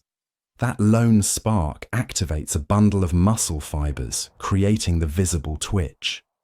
Neurologists using electromyography have observed these microsignals in healthy volunteers, showing how common they are even outside of illness. Cultural interpretations often leaned on superstition. In parts of the world, a twitching eye was once said to predict visitors, luck, or bad news, depending on which eyelid moved. Today we recognize that it's not a prophecy, but a quirk of the body's wiring. Though usually harmless, twitches highlight the delicate balance of the nervous system. Stress, caffeine, or lack of sleep can make them more frequent, reminding us how closely the body mirrors daily strain. They are rarely signs of deeper problems, but they capture the unnerving feeling of the body acting on its own. What actually matters is that muscle twitches are not warnings or omens, just stray sparks in the wiring, small glitches in the constant dialogue between brain and muscle. Auditory Pareidolia, a faucet drips in a quiet kitchen. Beneath the steady rhythm, a listener suddenly swears they hear a voice. It isn't there, but the mind insists it is. This is auditory pareidolia. The phenomenon is the auditory twin of seeing faces in clouds. Random noise, from static, running water, or humming machines, is reinterpreted as structured sound. Words, music, or whispers. The brain's need for order reshapes chaos into meaning. Neuroscience shows why this happens. Auditory input is often incomplete, especially in noisy or ambiguous environments. Instead of waiting passively, the brain predicts. Memory and language circuits fill in the blanks, overlaying familiar patterns on raw sound. A 2017 neuroimage study found that brain scans during these false perceptions closely resembled those of people hearing actual speech. The illusion feels convincing because the same systems are at work. Culturally, the glitch has carried weight for centuries. Ancient stories spoke of rivers carrying voices, or winds that whispered messages from spirits. In sacred rituals, chants and echoes were sometimes believed to contain divine communication. What modern science calls error correction, earlier generations took as revelation. In daily life, auditory pareidolia is usually benign. A fleeting impression, sometimes amusing, sometimes eerie. But in stressful or isolating settings, the same mechanism can make imagined sounds feel hauntingly real, blurring the distinction between perception and invention. Rather than proving the world speaks through static, auditory pareidolia shows how insistently the brain searches for meaning, so insistently that it sometimes builds voices out of noise itself. Sudden jolt memory flash. Moments of imbalance can do more than trip the body. Sometimes they trip the mind. A stumble on a stair or the jolt before sleep can spark a memory flash so vivid it feels like the past has been spliced into the present. Psychologists call this the sudden jolt memory flash. The experience blends motion and recollection. The hippocampus, which handles memory retrieval, shares close ties with motor systems responsible for balance and reflex. When the body is suddenly shocked into action by a slip, a jerk, or a lurch, the wiring between these systems can briefly misfire. The result is a fragment of memory bursting into awareness, often irrelevant and disjointed, yet strangely precise. Long before neuroscience, cultures gave these jolts symbolic weight. In South American folklore, a sudden memory after a stumble was seen as the soul snapping back into place. In East Asian traditions, it was sometimes interpreted as a brush with ancestors, a reminder of lives already lived. These interpretations reveal how deeply people sense the intrusion of the past into the present. Research today takes a more mechanical view. Studies on sleep and startled movements suggest that unstable brain states make it easier for dormant memory fragments to surface. What feels like prophecy or haunting is often a side effect of motor circuits stirring the hippocampus into action. These flashes last only seconds, but they leave an odd residue. The feeling that memory is not entirely under conscious control. Rather than signs of destiny or messages from elsewhere, they are evidence of just how easily the body's smallest shocks can stir the mind's deepest archives. Time dilation in emergencies. You're behind the wheel when another car suddenly swerves into your lane. In that instant, the world seems to slow. The movement of the other vehicle, your hands gripping the steering wheel, even the sound of your own breath feels stretched, as if time itself has bent. Later, when you replay it in memory, the event feels much longer than it could possibly have been. This is the glitch known as time dilation in emergencies. Reports of this phenomenon go back centuries. Soldiers in battle describe bullets hanging in the air. Accident survivors recall being able to see every detail in what was only a split second. Across cultures, these accounts converge on a strange perception. In moments of mortal danger, time seems to lose its usual rhythm. Modern neuroscience provides one explanation. Research at Baylor College of Medicine found that when people believe their lives are at risk, the brain's amygdala, the center for threat detection, floods the system with adrenaline. This doesn't actually make time slow down. Instead, it causes the brain to encode far more information per second than usual. When those memories are later retrieved, the density of detail makes the event feel longer than it was. Other studies show that under stress, attention narrows to critical cues, like the trajectory of a car or the position of an attacker. Peripheral information fades, giving the impression of a slowed environment, when in fact it's the brain selectively boosting what matters most. Culturally, these moments are often described as stepping outside of normal life, a liminal state between survival and catastrophe. They can feel almost supernatural, but the effect is rooted in biology. What actually matters is that in a true emergency, this glitch is not a distortion. It's a survival tool, sharpening focus when it's needed most. Sudden familiar smell memory. Half-spoken sentences often reveal how fragile speech really is. You intend one word, yet another slips through, turning the ordinary into something oddly out of place. Linguists call these moments speech errors, or more casually, slips of the tongue. They're more frequent than most people realize. Studies in the Journal of Memory and Language suggest that nearly everyone produces multiple slips each week. They rarely come out as gibberish. Instead, they tend to swap with words that sound alike or belong to the same category.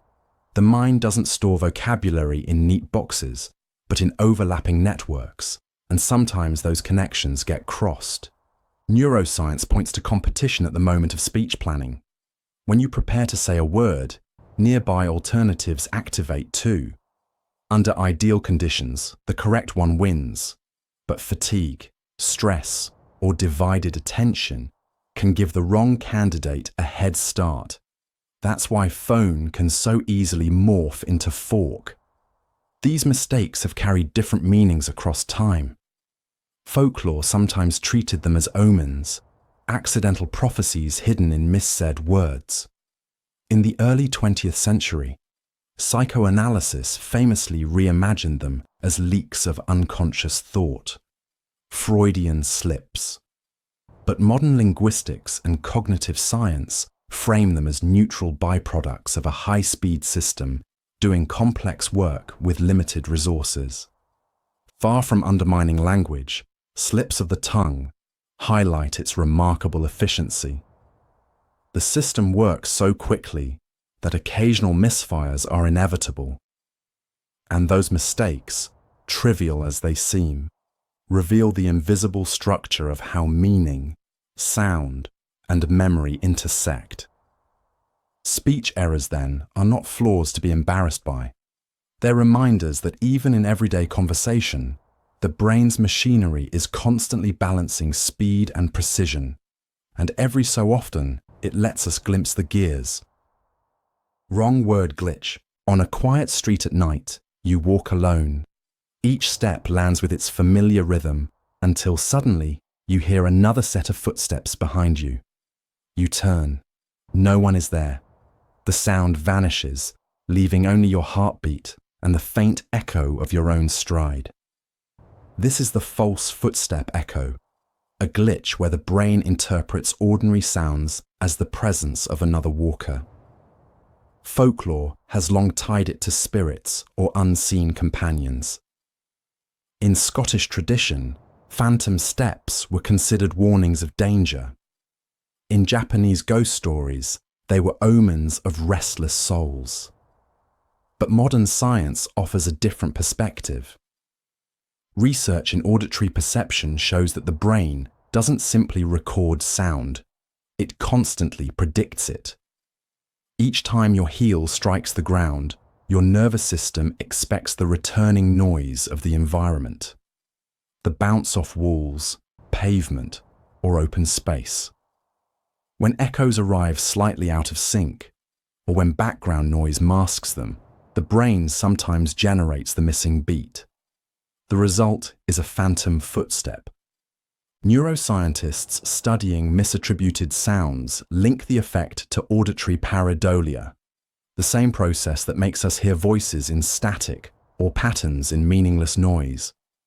It is the auditory system favoring false positives, a survival mechanism tuned to notice possible threats rather than risk ignoring them.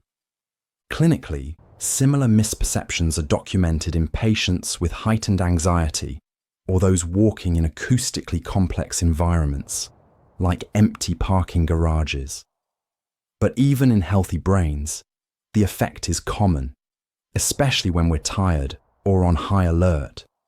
What actually matters is that the false footstep echo isn't a ghostly presence.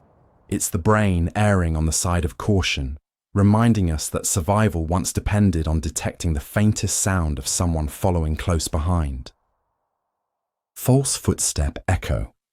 You walk through an empty parking garage. Your shoes strike the concrete, sharp and steady. But then, another rhythm slips in, softer, slightly delayed, like someone matching your pace. You pause, and the sound disappears. This experience is the false footstep echo, a glitch where the mind perceives an extra set of steps that aren't really there. Though unsettling, it is widely reported. In one survey of urban dwellers, nearly a third admitted to hearing phantom footsteps at least once in their lives. Cultural interpretations have always leaned toward the mysterious. Ancient Roman texts mention pederes incerti, uncertain footsteps, believed to be spirits of the restless dead. Centuries later, sailors in the age of exploration wrote of ghostly crew members trailing them on quiet decks. The pattern was the same: unexplained footsteps in moments of isolation. Modern neuroscience provides a more grounded account. When we walk, the auditory system doesn't just hear sound, it predicts it. The brain expects echoes to bounce back from walls, alleys, or enclosed spaces. If those reflections are delayed, distorted, or masked by ambient noise, the prediction may feel like a second walker. Studies of auditory pareidolia show that the brain is more likely to overdetect patterns in uncertain environments, especially when stress or fatigue is high. The mechanism leans toward caution. Mistaking an echo for a person behind you may trigger vigilance, while ignoring it could mean missing a threat. This small perceptual error reminds us that hearing is not a perfect recorder. It is a survival tool, tuned to detect danger even at the cost of false alarms. The fact to remember is that phantom footsteps are not signs of hidden presences. They're echoes of your own brain, misread as company. Phantom phone vibration. Everyday life is filled with signals and alerts, but sometimes the mind produces one on its own. Many people have experienced the odd sensation of a phone buzzing in their pocket, only to find no call, no message, and no vibration at all. This is known as phantom phone vibration. Surveys show just how widespread it is. In one study from Indiana University, nearly 90% of participants reported sensing vibrations that weren't real. For some, it happened only occasionally, while others felt them daily. The illusion has become common enough to be recognized as part of modern digital life. The underlying cause lies in how the brain interprets sensory input. Our nervous system is constantly processing faint signals from skin, muscles, and clothing. When we're primed to expect a notification, the brain may misclassify subtle sensations, a twitch, a shift of fabric, or a pressure change, as vibration. The more emotionally attached someone is to their phone, the more frequently the false buzz appears. The phenomenon isn't unique to smartphones. In earlier eras, soldiers reported phantom taps on their shoulders, and telegraph operators described sensing signals that never arrived. What changes across history is the object of focus, not the glitch itself. Neuroscientists suggest phantom vibrations reveal a deeper bias in perception. It is safer for the brain to over-detect signals than to risk missing something important. In today's world, that ancient bias is tuned toward devices. Phantom vibrations remind us that expectation alone can be powerful enough to create sensation. Proof that the brain doesn't just register the world, it sometimes invents it. The double-take delay. A driver passes a roadside sign, glances at it briefly, and keeps going. A few seconds later, something doesn't feel right. They look back again, realizing only then that the sign was misspelled. That small lag between perception and recognition is what we call the double-take delay. Cultural references have long exaggerated this moment into comedy. Vaudeville performers in the early 1900s turned the double-take into a stage gesture for shock or disbelief, a physical way of showing the audience that a character had noticed something unexpected. But beneath the humor lies a real cognitive process. Modern neuroscience explains that visual processing happens in stages. The eyes capture raw details almost instantly, but conscious recognition, linking those details to meaning, takes longer. If something doesn't match expectations, the information can hover in a pre-conscious state. The first glance sees it, but the second glance is when awareness truly locks on. Psychologists studying attention have connected this to what's known as delayed recognition, where familiar faces or unusual objects take an extra moment to cross the threshold into awareness. Experiments show that when people are distracted, tired, or overloaded with visual input, these delays grow more frequent. Clinically, this effect has even been observed in patients recovering from concussions, where the double take becomes a regular feature of slowed perception. Yet even in healthy brains, it serves a purpose, pausing to ensure accuracy before acting on incomplete information. What actually matters is that the double-take delay is not a flaw in vision, but a safeguard. It gives the brain a second chance to make sense of the world, a momentary pause between what is seen and what is truly understood. The HalfDream Blend. In a large-scale Japanese sleep survey, nearly 1 in 5 participants reported starting the day believing something had already happened, only to later realize it had been part of a dream. These mistaken memories, vivid yet fragile, are examples of the HalfDream Blend. The glitch happens in the liminal zone between sleep and waking. During this short window, fragments of dream imagery can be misfiled as waking events, a conversation that never occurred, a task already completed, or an imagined interaction may slip unnoticed into the memory bank. Hours later, the realization comes that the memory belongs to no real experience at all. Neuroscientists studying REM transitions have found that the brain's default mode network, active in both daydreaming and dreaming, overlaps with memory circuits, if these networks remain partially engaged after waking. Dream content can be tagged with the same real marker as lived experience. It is not the dream that feels unusual, but the certainty that it actually happened. Historically, such moments were often interpreted as visions. In ancient Mesopotamia, dream fragments carried into waking life were treated as divine instructions.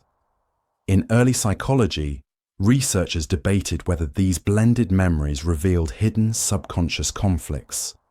Modern science, however, places them within the ordinary yet fallible mechanics of memory formation. The HalfDream Blend shows just how permeable the border between worlds can be.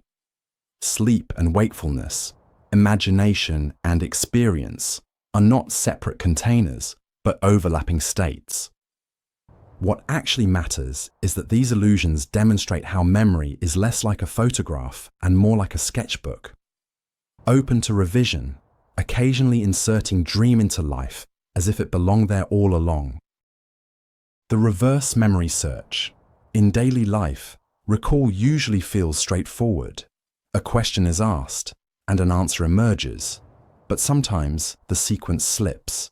A detail arrives first, uninvited. A name, an image, a phrase, and only later does the mind remember what question or context it belongs to. This inversion is called the reverse memory search. What makes it striking is the sensation of time running backward inside the mind. Instead of a prompt leading to a response, the response appears before the prompt. The order of thought feels scrambled, even though the content is accurate. Neuroscience points to the structure of memory networks. Each stored detail is part of a vast web of associations, and activation can spread unpredictably. A single fragment can surface on its own, while the original trigger lags behind. When the missing piece finally clicks into place, the experience feels like memory has rewound. Clinical accounts add weight to the phenomenon. Patients with early memory disorders sometimes report answers falling out of nowhere, followed later by recognition of where they fit. But even healthy individuals notice the effect, especially when distracted or fatigued. Conditions where the timing of retrieval becomes less reliable. Culturally, such moments were once seen as intuition or insight. Ancient traditions often treated answers without questions as signs of inspiration, the mind receiving knowledge from an unseen source. Modern science instead views them as misaligned activation within the brain's associative circuits. The reverse memory search highlights how recall is less like searching a filing cabinet and more like sparks traveling a network. Sometimes the spark jumps ahead, lighting the answer before the path that leads to it. Object slip memory. A common complaint in neurology clinics sounds deceptively simple.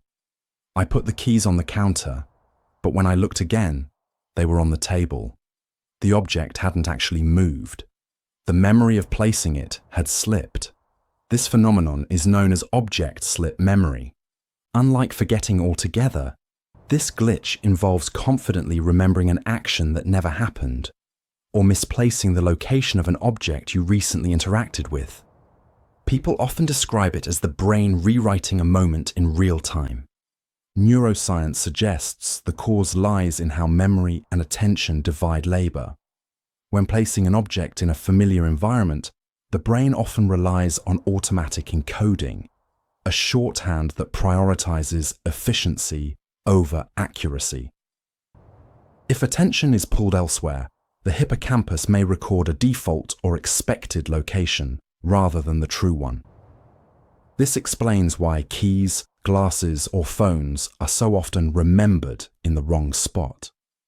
Clinical research on everyday memory errors shows that these slips are more likely when people are under stress, multitasking, or fatigued.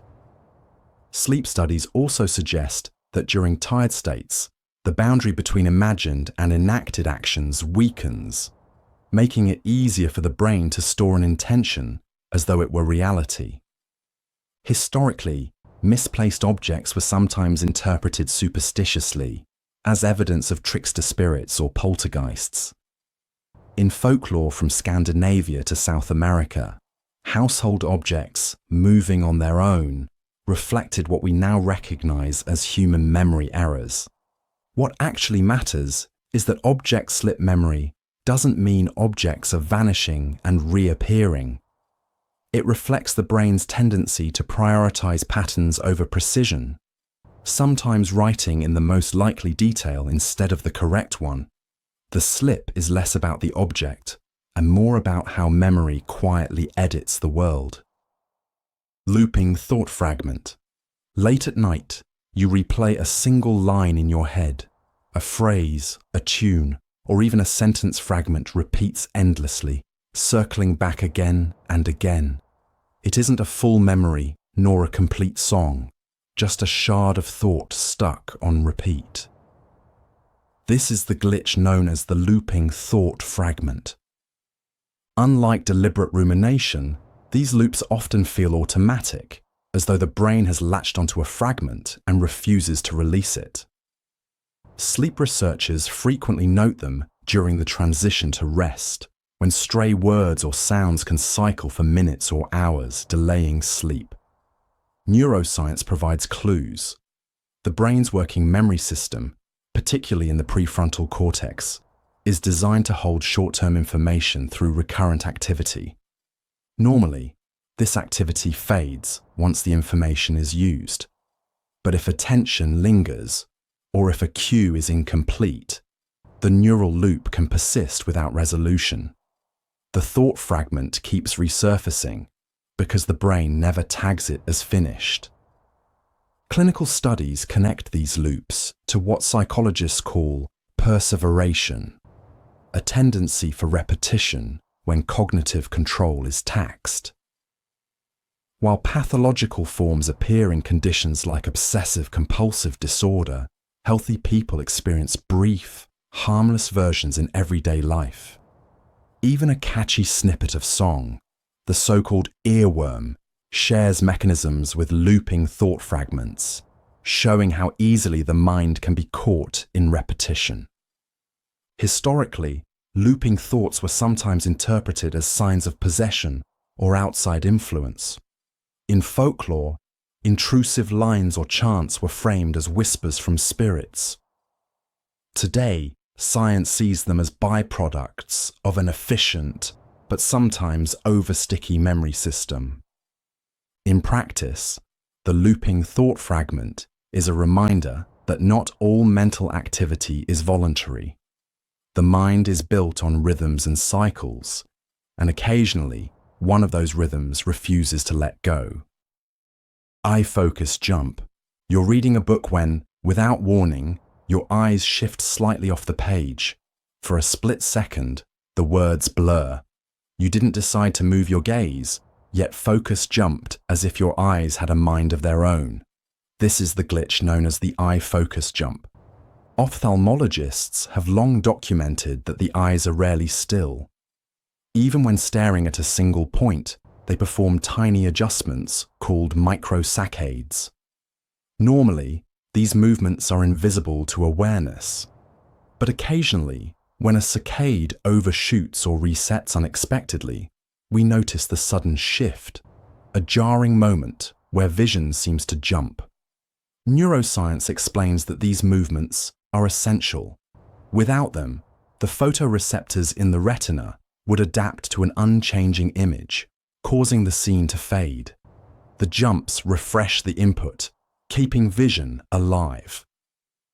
In other words, the instability of focus is not a flaw, but a requirement for continuous sight. Clinical studies show that stress, fatigue, or even subtle changes in attention can exaggerate these jumps, making them more noticeable. Some patients recovering from concussions report frequent eye focus slips, while healthy participants in lab settings often experience them during tasks demanding prolonged concentration. Historically, unusual eye movements were sometimes misinterpreted. Ancient texts describe them as signs of distraction or weakness of will. In folklore, a sudden dart of the eyes was thought to reveal dishonesty or possession. Only with modern science did it become clear that the brain itself drives these shifts automatically. The eye focus jump feels like a glitch because it breaks the illusion of steady vision. In reality, it is the mechanism that prevents vision from collapsing. The fact to remember is that our eyes are never truly fixed. Stability in sight depends on constant, hidden motion. Mass coincidences in numbers. A man wakes at 3:33 a.m., glances at his phone later to see 333 unread emails, then notices a receipt total of $33.30. Each moment feels more than random, as if reality is nudging him with repeating numbers. These patterns are often called mass coincidences in numbers. The experience is widespread. People report seeing 1111 on clocks, sequences like 222 or 444 on license plates, or the same digits reappearing in phone numbers and addresses. To those who notice them, the recurrence can feel charged with meaning, like the world is coded with secret signals. Historically, number coincidences have carried strong cultural weight. In numerology, repeating digits were seen as messages from the universe. Ancient traditions often linked specific numbers to luck, fate, or divine order. Even today, digital culture reinforces these associations with angel numbers shared online as signs of guidance or synchronicity. Psychology explains it differently. Once a number catches your attention, the brain's selective attention system highlights it more often. This is the same mechanism behind the frequency illusion. The world hasn't changed, but what you notice has. In probability terms, repeated sequences are inevitable in daily life, given the sheer number of times we encounter digits. Mathematicians point out that across thousands of observations, clusters of similar numbers are not only possible, but expected. Still, the effect can feel powerful. For many, it serves as a pause, a moment of recognition in the noise of daily life. Whether interpreted as chance, significance, or simply a mental quirk, the pull of repeating digits remains strong. In practice, this means that mass coincidences in numbers aren't proof of hidden codes, but a reminder that once the mind tags something as meaningful, reality seems to echo it everywhere. Sleep identity confusion. Night can fracture identity in surprising ways. In rare moments after sleep, people awaken not only confused about their surroundings, but unsure of who they are. For a few heartbeats, name, age, and personal history all dissolve, leaving only raw awareness. This fleeting disorientation is known as sleep identity confusion. Sleep research shows it often emerges during abrupt awakenings from slow-wave sleep, the deepest stage of rest. In that state, the brain is focused on repair rather than awareness. If consciousness is forced back online too quickly, the machinery that maintains a stable sense of self may not reactivate in sync with sensory awareness. The body is awake, but the identity lags. Neuroscientists highlight the role of the frontal cortex, which integrates autobiographical memory and self-recognition. Because it reactivates more slowly than sensory areas, people can open their eyes, recognize a room, yet feel detached from their own story. Clinical reports describe the range of this glitch. Some briefly believe they are children again, while others see their partners as strangers until coherence returns. Sleep deprivation, jet lag, and irregular schedules increase the likelihood, suggesting that disruption of normal sleep cycles makes the glitch more likely to surface. Historically, such experiences were layered with spiritual meaning. Polynesian traditions describe the soul as lingering outside the body, delaying recognition at waking. In medieval Europe, morning disorientation was attributed to spirits tampering with sleepers. These interpretations reflect how deeply unsettling it is when identity, usually constant, momentarily fails. Today, the episodes are recognized as harmless, but revealing. They show that a sense of self is not fixed, but actively rebuilt each time we wake. Sleep identity confusion is less about losing who you are than witnessing how fragile the construction of identity can be. The vanishing task. You walk into a room with purpose. Maybe it's the kitchen, maybe the office. Halfway across the floor, the reason for being there evaporates. The task you set out to complete is gone, as if erased mid-step. This is what researchers call the vanishing task, a sudden collapse of intention that feels more like a glitch than a lapse. Psychologists at the University of Notre Dame uncovered part of the explanation. In controlled experiments, participants asked to carry out simple memory tasks consistently forgot more often when passing through a doorway. The act of crossing a boundary triggered what's called an event segmentation. The brain interprets the new environment as the start of a fresh chapter, and information from the previous scene is partially offloaded to make space. This doesn't mean the memory is destroyed. It lingers, often retrievable minutes later, sometimes only after retracing steps. What disappears is the easy accessibility, the thread of intention that was holding the task in place. Cultures long before modern neuroscience also noticed this slip. In some folk traditions, thresholds were seen as liminal zones, where thoughts could be disturbed by unseen forces. The superstition of pausing in a doorway or speaking a charm when crossing may have originated as a way to guard against this fragile moment of forgetting. Today, the phenomenon shows up most in everyday routines. The kitchen trip for a glass of water that ends in standing, blank, by the counter. The office worker who forgets a file on the way to a meeting. It isn't laziness or distraction. It's an architecture of memory shaped by context shifts. Random chills. A ripple runs through your skin. Tiny hairs lift. Your shoulders tense, and for a moment your body reacts as though a sudden draft has swept through the room. But the air is still, the temperature unchanged. These sudden, unexplained waves are what we call random chills. Unlike shivering from cold, random chills appear without warning and without cause. They can happen while sitting at a desk, standing in line, or even in the middle of a conversation. The sensation is sharp, fleeting, and oddly memorable. Physiologists trace the effect to the body's autonomic system. the network that governs unconscious processes like heartbeat, breathing, and thermoregulation. A brief surge of sympathetic nervous activity, often triggered by nothing more than a fluctuation in hormones or neural firing, can produce the cascade. Muscles tighten, skin contracts, and goosebumps rise. Some researchers suggest the phenomenon is a leftover reflex from human evolution.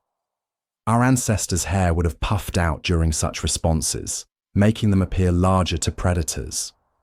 With little body hair today, the reflex remains, but with no practical use, surfacing instead as an inexplicable shiver. Not all interpretations are biological. In many traditions, sudden chills have been linked to superstition, a sign someone is speaking your name, or that an unseen presence has passed nearby. These cultural frames highlight how humans often search for meaning in physical sensations that arrive without explanation. Yet random chills require no outside cause. They are reminders of how finely tuned, and sometimes unpredictable, the body's internal systems really are. A momentary shiver in a warm room may feel mysterious, but it is simply the nervous system testing its limits, producing a fleeting echo of an ancient survival response. Phantom swarm buzz. Late at night in a quiet room, a faint sound stirs the air, a soft buzzing, like insects circling just out of reach. The listener tenses, straining to locate the source. Yet when the lights come on, nothing is there. No flies, no machines, no swarm. The sound itself was a phantom. This phenomenon, sometimes called phantom swarm buzz, belongs to the broader family of auditory illusions. People describe it as humming, droning, or the faint vibration of wings. It often arises in silence, when the brain expects calm, which makes the sudden intrusion feel uncanny. Neuroscience offers one explanation. The auditory system is always active, monitoring for signals even in stillness. Background neural activity can sometimes be misinterpreted as real sound, particularly when attention is heightened. A 2016 study in hearing research suggested that under fatigue or stress, the brain's predictive coding system can generate noise internally and mislabel it as external. The buzz is not outside the ear, but within the auditory circuits themselves. History shows the phenomenon is not new. In rural folklore, persistent buzzing with no visible source was sometimes attributed to spirits, omens, or curses. Some traditions treated it as a warning of approaching storms or misfortune. The modern name might be new, but the experience of hearing invisible insects stretches far back. Most episodes are fleeting and harmless, though they highlight how fragile the boundary is between expectation and perception. The brain is not simply recording sound, it is building it, sometimes adding layers that aren't there. Phantom swarm buzz reminds us that silence is never absolute. Even in stillness, the mind can generate its own noise, conjuring the illusion of a world that hums when nothing moves at all. Time skip blink. Eyes close for what feels like a normal blink, and suddenly, the moment has jumped ahead.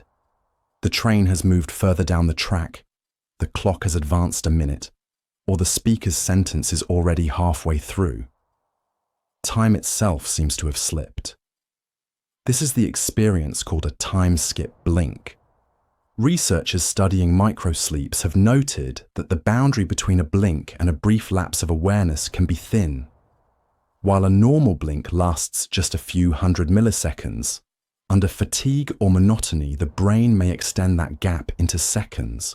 From the outside, the person still appears awake, but awareness itself has dipped out of sequence. Neuroscience points to lapses in the brain's attentional networks. In particular, the thalamus and prefrontal cortex can momentarily disengage, reducing the continuity of perception.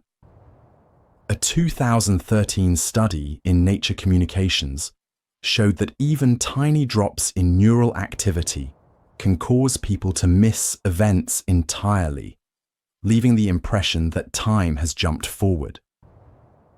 Cultural interpretations, however, often lean on mystery. In folklore, lost moments were sometimes blamed on spirits stealing time. In modern accounts, they're linked to paranormal stories or glitches in the Matrix. The uncanny quality of noticing that the world has moved without you makes the experience fertile ground for such explanations. For most people, time-skip blinks are harmless and pass unnoticed. They usually emerge during exhaustion, repetitive tasks, or prolonged focus. Yet the sensation of missing a fragment of reality can leave a lasting impression, a reminder that continuity is not guaranteed. Time-skip blinks show that time itself is steady, but our perception of it is stitched together in fragile seams. Sometimes the stitching skips. The reverse memory search. Someone hums a tune without knowing why. Minutes later, a memory clicks. They had overheard the same melody in a cafe earlier that day. The answer comes first, the question second. Psychologists call this reversal. Recall the reverse memory search. Normally, memory retrieval follows a predictable path. A cue triggers a search, and the brain delivers the missing detail. But in these moments, the sequence is inverted. A detail, name, or image rises into awareness, seemingly unprompted, and only afterward does the mind reconnect it to its source. Cognitive science explains this through associative networks. Memories are stored not as isolated files, but as webs of connections. Sometimes, a piece of that web lights up on its own, a face, a word, a fragment, before the rest of the network reassembles. The effect feels uncanny because the product surfaces before the original cue. Research on spontaneous recall supports the idea. A 2015 study in memory and cognition found that delayed associations often appear backward, with the stored item emerging first and the initiating context retrieved later. The brain, it seems, does not always obey a strict order in rebuilding memory. Historically, sudden answers without questions were often interpreted as inspiration or prophecy. Ancient poets described words arriving before thought, while oracles were said to channel knowledge from outside themselves. What feels like revelation may, in fact, be the same cognitive reversal at work. The reverse memory search highlights that memory is not a linear process, but a dynamic reconstruction. Sometimes the brain delivers fragments in reverse order, leaving us with the eerie sense of knowing before remembering why. Phantom tap sensation. Someone sitting quietly feels it. A light tap on the shoulder, the brush of a fingertip against the arm. They turn, expecting contact, but no one is there. This fleeting experience is called the phantom tap sensation. Reports of phantom touches appear frequently in psychology surveys. Many describe them as faint and specific, often compared to the weight of a finger or the buzz of a phone against the skin. They tend to occur during moments of stillness, when the nervous system is more attuned to subtle cues. Neuroscience suggests the cause lies in how the brain integrates touch signals. The somatosensory cortex, which maps the body, doesn't just wait for input, it constantly predicts it. A stray firing of neurons, or a mismatch between expectation and reality, can create the illusion of contact. A 2014 study in Frontiers in Human Neuroscience found that such phantom sensations share neural activity patterns with genuine touch, which explains why the feeling is convincing even in the absence of pressure. Historically, unexplained touches were often attributed to spirits, guardian angels, or ill omens. In folklore, the sensation of being tapped or brushed without a source carried symbolic weight, a warning, a blessing, or the presence of something unseen. These interpretations show how deeply humans link touch with meaning, even when no physical cause exists. Today, researchers note that stress, fatigue, or heightened vigilance can make phantom taps more likely. The nervous system becomes hypersensitive, turning background signals into the impression of contact. Fading familiarity. Someone looks at a place they know well. A favorite cafe, a childhood street, a colleague's face. And for a moment, it feels oddly unfamiliar. The recognition is delayed, as though the brain hesitates before confirming what it sees. This lapse is known as fading familiarity. Psychologists often classify it alongside déjà vu and jamais vu, phenomena where memory and recognition misalign. In fading familiarity, the shift moves in the opposite direction of déjà vu. Instead of the new feeling old, the familiar briefly feels new or strange. Neuroscience links the effect to the brain's recognition circuits. The hippocampus and surrounding medial temporal lobe regions normally integrate incoming sensory data with stored representations. If this process falters, due to fatigue, stress, or even random fluctuations in neural firing, recognition signals may fail to register immediately. A 2006 study in Neuropsychologia found that even small timing errors in these circuits can interrupt the sense of familiarity, producing moments of uncertainty where none should exist. Clinical accounts add further detail. Some patients with temporal lobe epilepsy report fading familiarity episodes as part of their auras, experiencing familiar environments as alien for seconds at a time. Yet similar glitches have been reported by healthy individuals, particularly under conditions of exhaustion or distraction.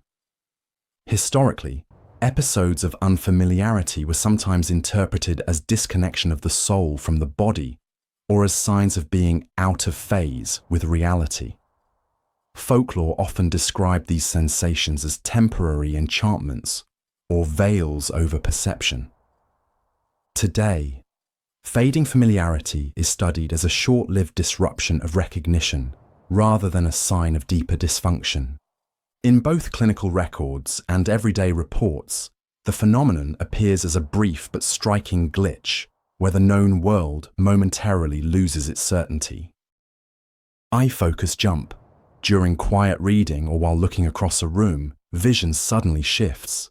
The eyes lock onto one point, then without warning, the focus leaps to another.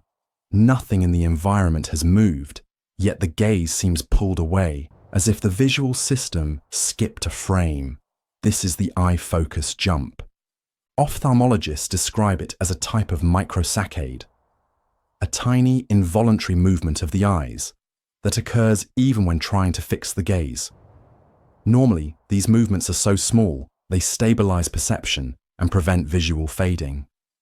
But sometimes they misfire, producing a sensation that attention has been yanked elsewhere. A 2004 study in vision research documented how microsaccades can disrupt steady fixation, with participants reporting brief disorientation when their gaze shifted unexpectedly. Neuroscientists traced the mechanism to the superior colliculus, a midbrain structure that directs rapid eye movements. When signals misalign, the system produces a jump rather than smooth control. Clinical observations note that stress, fatigue, or prolonged visual concentration can make these jumps more noticeable. People who spend long hours reading, coding, or gaming often describe sudden refocusing events, as though their own eyes had made a decision without them. Historically, such experiences were less precisely explained. In some accounts, sudden visual slips were treated as signs of distraction or even external interference, moments when vision was thought to falter under unseen influence. Today, eye-focus jumps are studied within normal vision science. They are brief, harmless, and common, though their presence reveals just how little conscious control exists over eye movements. In both lab experiments and everyday life, the phenomenon is recognized as a small but clear glitch in gaze stability, when the eyes reposition without intent. Phantom smear vision. While moving the eyes across a page or scanning a bright screen, a faint streak seems to trail behind objects. A letter, a shape, or even a light source appears to smear for an instant, leaving a trace that shouldn't exist. This fleeting distortion is known as phantom smear vision. Ophthalmologists link the effect to how the visual system handles rapid motion. When the eyes move, the retina continues to receive light, but perception is suppressed to prevent blur. If this suppression is incomplete, lingering impressions may overlap with the next frame of vision. The result is a smear, as though sight itself dragged the image forward. A 2010 study in investigative ophthalmology and visual science described how certain lighting conditions and high contrast patterns increase the likelihood of smearing effects, especially during quick shifts of gaze. Neurologically, the phenomenon involves both retinal persistence and cortical processing delays. Traces of the old image remain active as new input arrives. Clinical reports show that phantom smear vision is more noticeable in people with uncorrected vision issues, such as astigmatism, or in cases where medications or fatigue alter the stability of eye movements. Yet even healthy eyes can produce the effect under specific conditions of brightness and speed. Historically, descriptions of streaking or trailing light often appeared in mystical writings, where such visual traces were interpreted as energy fields or auras. In some cultural traditions, the smears were seen as glimpses of a hidden layer of reality, rather than a byproduct of perception. Today, the phenomenon is understood as a transient error in how vision transitions between moments. Phantom smear vision is documented in both medical research and everyday reports as a clear example of perception carrying traces further than it should. The word jam. During a televised interview in 1990, a politician attempted to answer a simple question, but became stuck. The first syllable of his response repeated 3 times before he managed to continue. He later admitted the moment wasn't about nerves. His mind had simply jammed. This ordinary but disruptive glitch is what psychologists call the word jam. In daily life, the experience is common. A person begins to speak, finds the first sound blocked, and repeats or stumbles until the sentence finally breaks free. Sometimes the pause is brief. Other times, the jam derails the entire thought. Neuroscience links this to the delicate coordination between planning and motor execution. The brain prepares words in stages, first selecting the concept, then retrieving the sounds, and finally triggering the muscles of speech. If these processes overlap or compete, the system can stall. The tongue waits for an instruction that hasn't arrived in time, producing repetition or silence. Clinical research on stuttering sheds light on the same mechanism. Though chronic stuttering is distinct, many people experience brief versions of it under stress or fatigue. Functional imaging shows irregular activity in the basal ganglia and speech motor circuits, which may explain why the smooth flow of words sometimes locks up. Historically, word jams carried heavy cultural meaning. In ancient rhetoric, a speaker's stumble was seen as weakness. In superstition, it was thought to signal a lie. Modern science reframes it as a momentary misfire in a highly complex system that usually works seamlessly. The word jam is less a flaw than a glimpse of how much effort lies behind everyday speech. Billions of neurons coordinate to produce even a single sentence, and sometimes, in the middle of that choreography, the rhythm slips. Sleep jolt dialogue. In 2003, a sleep clinic in Boston recorded a patient who, just as he began to drift off, blurted out a full sentence. "Don't close the gate." Moments later, he was awake, confused, and unable to recall why he said it.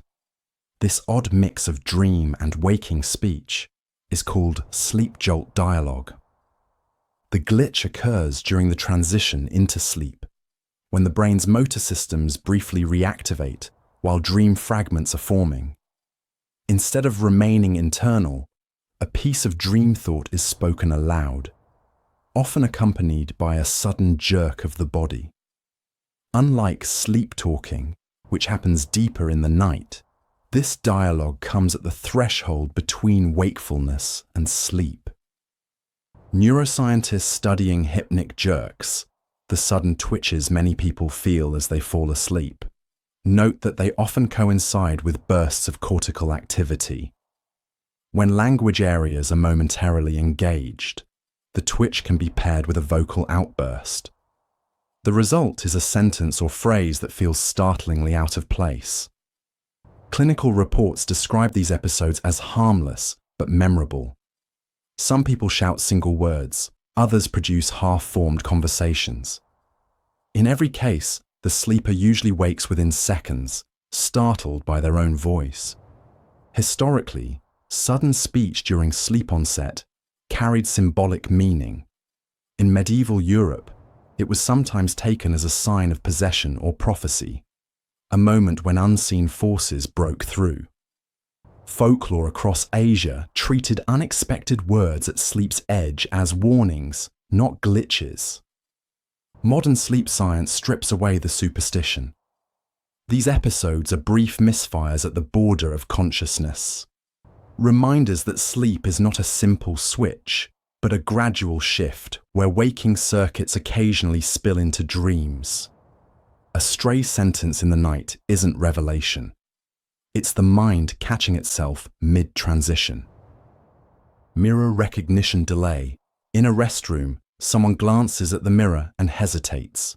For a fraction of a second, the face looking back feels unfamiliar.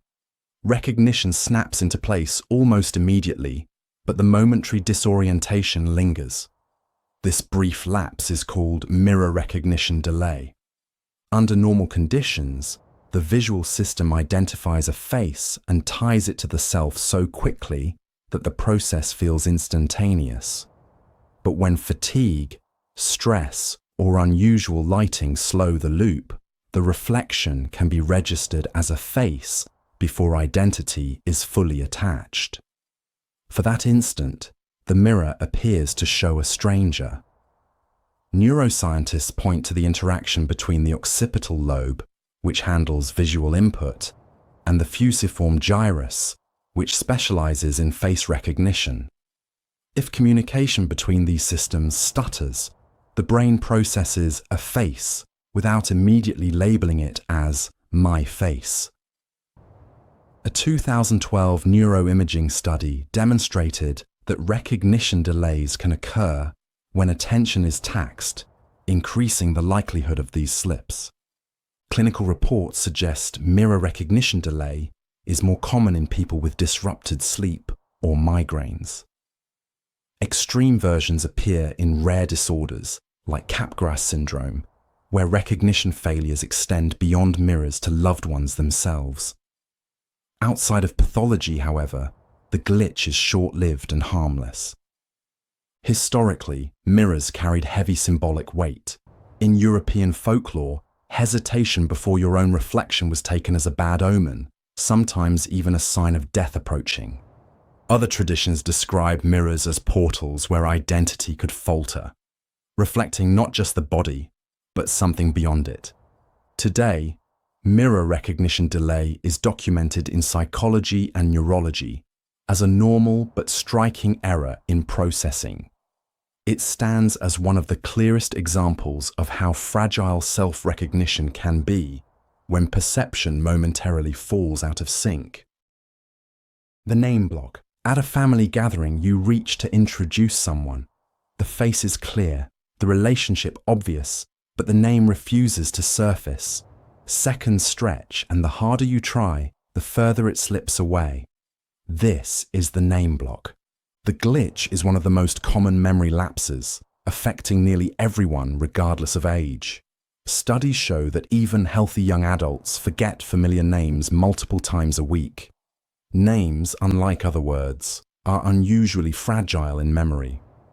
Neuroscience explains why. Most words carry meaning that anchors them. Chair links to the object, blue to a color. Names, however, are arbitrary labels. The hippocampus and temporal lobes must retrieve them without the support of strong semantic networks. Under distraction or fatigue, this system falters, leaving the name just out of reach. Psychologists call this the tip of the tongue state. Imaging studies reveal that during these episodes, partial information is often activated. The first letter, the number of syllables, or similar sounding names. The brain is circling the target without locking on. Historically, forgetting a name was seen as revealing. Freud famously suggested slips in recall exposed repressed feelings toward the person. Folklore in some regions took it as an omen, a sign that the individual might soon leave your life. Today, science treats it less dramatically, an artifact of how names are stored and retrieved. Clinical research notes that frequency of name blocks increases with age, not because of memory loss itself, but because retrieval systems slow slightly over time. Still, the phenomenon remains universal, not pathological. The name block illustrates the fragility of memory's most personal labels. Faces and voices may linger effortlessly, but a single name can vanish in the very moment it's most needed. Tunnel vision. Under pressure, the world doesn't always appear as it truly is. In moments of sudden fear or extreme effort, people often report that their surroundings seem to shrink, details at the edges dissolve, and only a narrow circle of vision remains. This phenomenon is known as tunnel vision. It occurs most often in high-stress situations. Police officers in dangerous encounters describe remembering only the central action, while missing events happening nearby. Athletes in competition have spoken of being so locked on a goal that the stadium around them disappears. Even drivers in emergencies describe the same constriction, the edges of the world fading as the focus collapses inward. The underlying mechanism is tied to the body's stress response. When the sympathetic nervous system surges, it channels resources toward survival. Blood flow, attention, and neural processing are concentrated on what lies directly ahead. The periphery, which normally supplies a wide field of context, is pushed aside. Laboratory studies have confirmed this. Under induced stress, participants consistently show narrowed fields of attention compared to their calmer state. Cultural accounts of tunnel-like vision appear in very different contexts. People who have come close to death describe moving through a narrowing corridor of light. Religious and mystical writings have linked it to spiritual passage. While interpretations vary, researchers point to the same biological roots, the brain under duress filtering perception to its core. Tunnel vision passes once the body returns to calm, but while it lasts, it can profoundly shape how events are experienced and remembered. What it reveals is that vision is not a fixed window on the world, but a flexible system, one that can collapse its field in an instant when the mind believes survival depends on focus. The empty blink. During a routine blink, vision should cut out and return so seamlessly that the gap goes unnoticed, but occasionally the system stumbles. The eyelids close, reopen, and for a split second, sight doesn't resume. This brief blackout is called the empty blink. Unlike normal afterimages or momentary dryness, the empty blink has nothing to do with the eye itself. Researchers studying eye-brain coordination note that the visual cortex actively suppresses incoming signals during each blink to prevent a blur. In 2008, work published in Current Biology found that this suppression extends slightly beyond the physical closure. If the restart signal doesn't line up, awareness registers a frame of nothing. Case reports describe it most often in people performing repetitive tasks, assembly line workers, proofreaders, and long-distance drivers, where visual prediction systems are heavily taxed. The pause appears not as fatigue of the eyes, but as a rare mismatch between neural timing and expectation. Outside science, the event has been framed very differently. Early naturalists described it as a skip in the lantern, comparing the eye to a flickering flame that sometimes missed its beat. In some 19th century seafaring diaries, sailors wrote of blank blinks during long watches, treating them as the ocean's way of stealing moments from perception. Today, the empty blink remains little studied but well documented in clinical notes and self-reports. A perceptual gap that appears without warning, then resolves just as quickly. No symbolism is required. The term simply names a failure of synchronization between the act of blinking and the return of sight. Lost sentence bug. In the middle of reading a sentence, your eyes close for the briefest moment. When they open, a word or two is missing, as if time skipped. You didn't lose focus, you blinked. What feels ordinary hides a small glitch, the empty blink. Humans blink about 15 to 20 times per minute. Each one lasts only a fraction of a second, but during that instant, visual input is blocked.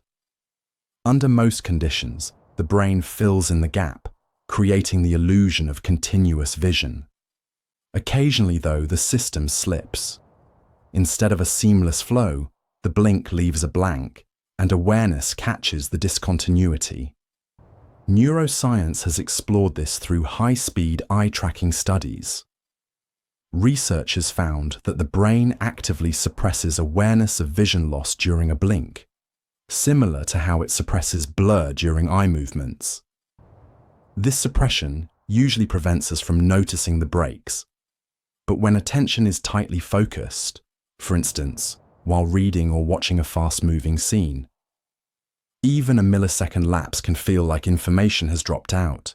Clinical reports note that empty blinks are more common when people are tired, dehydrated, or straining their eyes. In such cases, the brain's ability to compensate weakens, and the missing moment becomes noticeable. Historically, sudden blanks in awareness were sometimes described in mystical terms. Ancient Chinese texts linked momentary vision loss to the idea of the soul briefly departing. In European folklore, fleeting lapses during blinking were considered openings where spirits could pass unseen. Modern science offers a simpler explanation.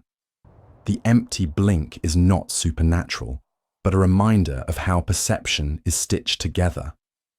A single blink can hide a fragment of the world, showing that what we see is less continuous than it feels. False start walk. On a busy sidewalk, a man steps forward, halts abruptly, and then resumes walking as if nothing happened. To bystanders, it looks like hesitation, but to him, it feels like his body moved before his mind had fully decided. This small misfire is what we call the false start walk. The glitch appears when motor planning jumps ahead of conscious intent. Walking is mostly automatic, controlled by circuits in the spinal cord and basal ganglia. These systems prepare movement in advance, predicting when it will be needed. Occasionally, though, the plan executes too early, producing a premature step that the conscious mind cancels at the last second. Neuroscience studies on gait initiation show that even before we take a step, muscles in the legs and trunk are already subtly shifting. This pre-activation makes walking smooth and efficient. But when timing slips, because of distraction, fatigue, or uncertainty, the first step launches without full approval, leading to the odd stutter of a false start. Clinical research has noted similar effects in patients with Parkinson's disease, where gait initiation often misfires. In healthy people, it happens less dramatically, surfacing as an everyday quirk of a system designed for speed rather than precision. Cultural interpretations once gave hesitation symbolic meaning. In Japanese tradition, stepping forward and stopping was thought to signal bad luck, as though the body sensed danger ahead. In parts of Europe, sudden halts during walking were framed as omens or warnings. Today, science views it differently. Not foresight, but a momentary mismatch between unconscious preparation and conscious control. The false start walk shows that even the simple act of putting one foot in front of the other depends on a delicate choreography, one that sometimes takes a half step too soon. The thought collision. In 2016, a group of researchers at the University of California asked volunteers to describe what it felt like to lose their train of thought. One common answer stood out. It felt like two thoughts crashed into each other and both disappeared. This description captures what we now call the thought collision. The glitch occurs when two mental processes compete for the same space in working memory. Instead of one idea moving smoothly into another, they overlap, disrupt, and cancel. The result is a sudden blank, a sentence cut short, or a plan that evaporates midstream. Neuroscience traces this to the limits of working memory, which can hold only a handful of items at once. The prefrontal cortex manages this space, juggling language, images, and intentions. When two streams arrive simultaneously, the system falters. Both thoughts remain active, but neither is strong enough to win. Awareness registers the clash as a pause or disappearance. Clinical studies show that collisions are more frequent under stress, fatigue, or multitasking. Sleep research also suggests that partial wakefulness, like the groggy state after a nap, increases the likelihood of competing thoughts interfering. Historically, such moments were explained in moral or spiritual terms. In medieval Europe, stumbling over speech was sometimes seen as divine intervention, silencing inappropriate words. In Buddhist writings, thought collisions were framed as signs of distraction, illustrating the restless nature of the mind. Modern science sees no hidden meaning, only a system designed for efficiency, sometimes overloading. The collision is not failure, but the cost of processing at high speed. The thought collision reminds us that the mind is not a seamless stream, but a crowded intersection. And sometimes, two ideas arrive at the same moment, blocking each other out. Reappearing, item glitch. You search a desk for a pen. Drawers open, surfaces are checked twice, and nothing appears. Frustrated, you give up. Minutes later, the same pen sits plainly on the desk, exactly where you looked before. This is the reappearing item glitch.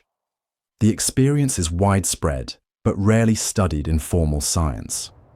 People consistently report searching for an object in one location, failing to see it, and later finding it in the exact same spot. The unsettling part is not the retrieval, but the certainty that the item wasn't there earlier.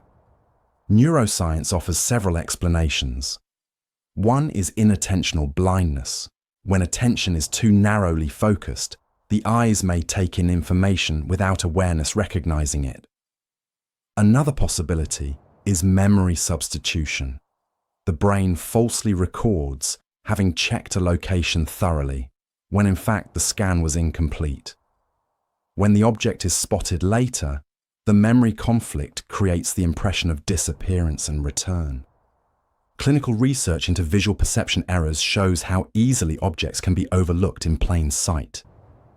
Under stress or fatigue, the brain may prioritize speed over detail, leading to what psychologists call looked but failed to see events.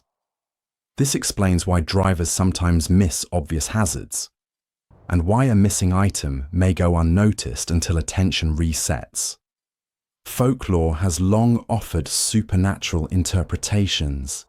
In European traditions, household spirits were said to borrow objects, returning them once mischief was complete. Similar stories appear in Latin American cultures, where vanished and returned belongings were blamed on playful spirits.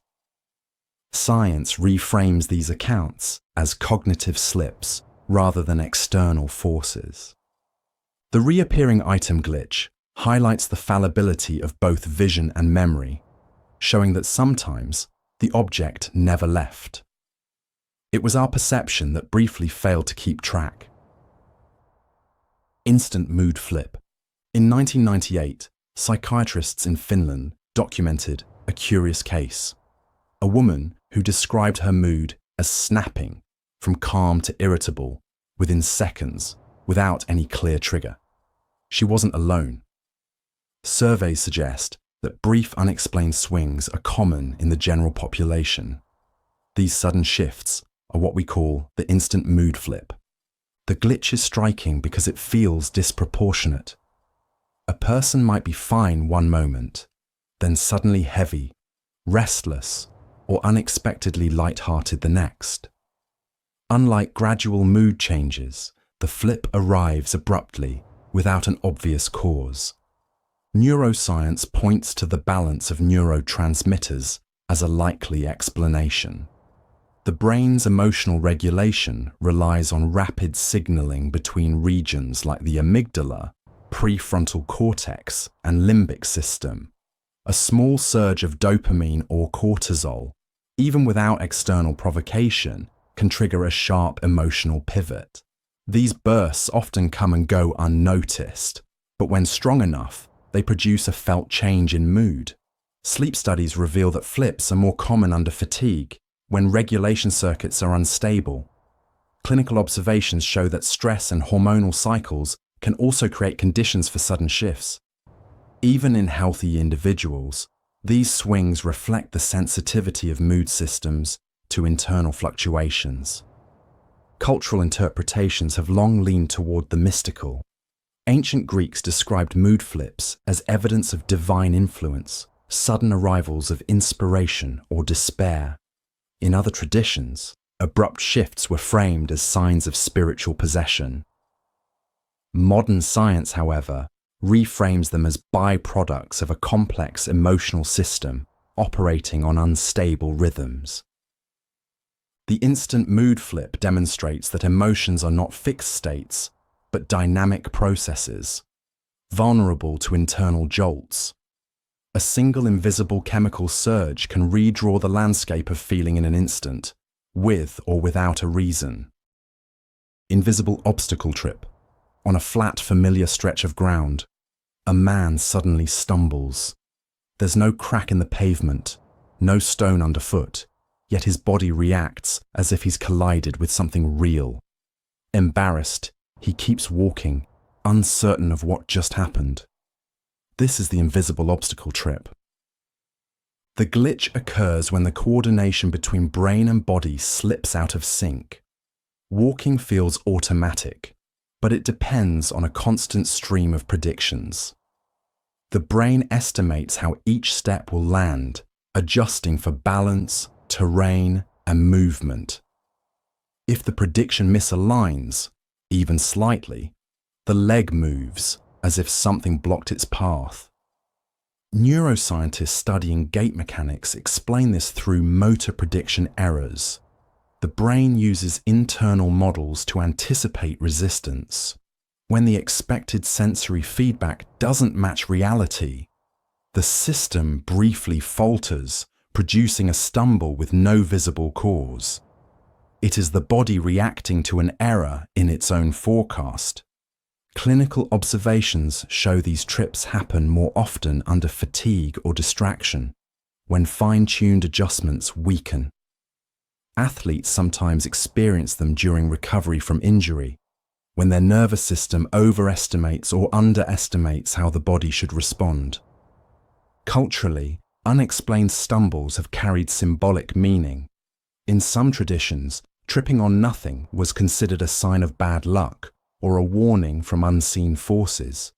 Folklore in parts of South America even attributed such stumbles to mischievous spirits tugging at the ankles of passers-by. Modern science offers a less mystical but equally intriguing view.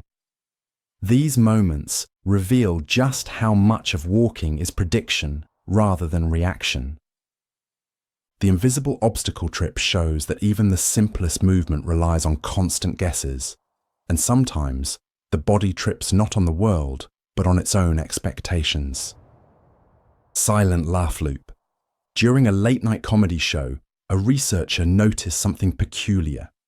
Audience members sometimes laughed so hard that no sound emerged, just shaking shoulders and open mouths, caught in a cycle of breathless convulsions. The sound returned only after several seconds. This common but curious moment is called the silent laugh loop. Unlike ordinary laughter, which alternates between bursts of air and brief inhalations, the silent loop occurs when the rhythm collapses. The diaphragm contracts so strongly and so quickly that airflow is restricted. The body still moves through the motions of laughter, but the sound cuts out, leaving only silence and visible spasms. Physiologists studying laughter describe it as a respiratory event. It depends on a delicate balance between exhaling and resetting the lungs for the next burst. When laughter becomes intense, the body overshoots. Oxygen dips, breathing muscles lock, and the laugh becomes voiceless. Clinical observations show that people often experience dizziness or tears during prolonged silent laughing fits, both caused by rapid changes in breathing and blood flow. Sleep researchers even note that the loop can appear in hypnagogic states, when the body rehearses laughter without sound while drifting into dreams. Cultural interpretations have sometimes framed silent laughter as meaningful. In certain traditions, laughter without sound was considered a sign of insincerity. In others, it was thought to mark the boundary between amusement and loss of control, joy tipping into helplessness. Modern science sees no hidden message, only a natural limit of the respiratory system under strain. The silent laugh loop reminds us that even in moments of joy, the body has thresholds, and when pushed past them, laughter itself can briefly vanish, leaving only the echo of its rhythm.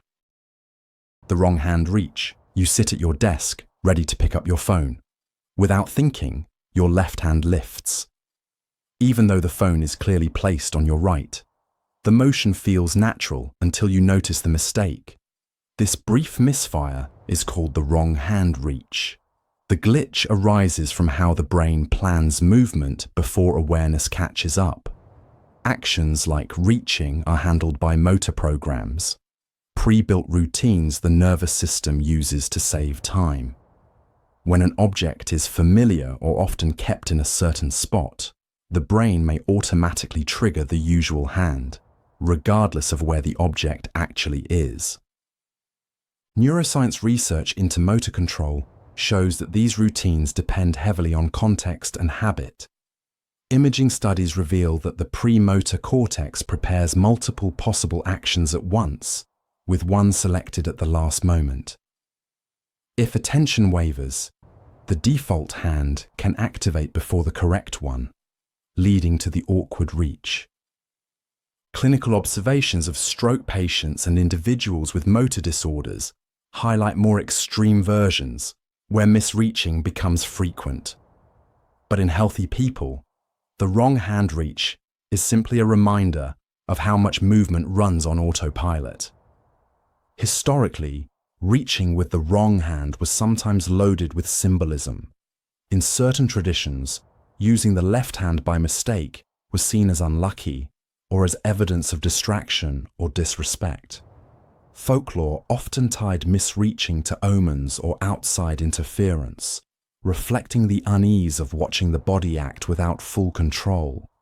Modern science reframes it as a momentary mismatch between habit and attention. The wrong hand reach shows that even the simplest gestures are predictions, shortcuts built from experience, and sometimes the prediction slips, sending the hand before the mind. Sudden scene snap. You're walking down a street, immersed in thought. Without warning, the entire scene seems to reset. The colors, the arrangement of people, even the sense of perspective feels briefly new, as if you've stepped into a replica of the same place. This fleeting disruption is called the sudden scene snap. The glitch occurs when the brain's systems for continuous perception lose synchronization. Normally, vision and memory blend seamlessly, giving the impression of an unbroken stream. But sometimes the loop stutters. Instead of gradual change, the environment feels like it has been reloaded in an instant. Neuroscience research suggests that this may involve the hippocampus and visual cortex, which work together to maintain spatial continuity. If the hippocampus momentarily fails to bind the ongoing scene with short-term memory, the experience resets, producing the feeling of abrupt novelty. Sleep deprivation and stress make this more likely, since both disrupt the brain's capacity to integrate sensory input smoothly. Clinical accounts describe similar sensations in individuals with temporal lobe epilepsy, where seizures sometimes trigger brief but intense scene resets. In everyday life, the effect is far less dramatic, a harmless misfire in the machinery of perception. Cultural interpretations once gave these moments symbolic weight. In some Buddhist traditions, the sudden freshness of a scene was seen as a glimpse of impermanence, a reminder that the world is recreated each instant. Folklore in Europe treated abrupt shifts in awareness as evidence of crossing into a fairy space, where the ordinary world doubled back on itself. Modern science explains the phenomenon without mysticism. The sudden scene snap shows that perception is not continuous film, but a rapid series of constructed frames, and every so often, the reel jumps, making the familiar world appear suddenly new. The unread word familiarity. A person scans a crowded page of text and pauses at a word they haven't read before. Strangely, it feels familiar, as if they've seen it somewhere, even though they're certain it's new. This puzzling moment is the unread word familiarity glitch. The phenomenon reflects the gap between recognition and comprehension. Neuroscience shows that the brain often detects the shape and pattern of words before fully processing their meaning. Visual familiarity alone can trigger a sense of recognition, even without prior knowledge.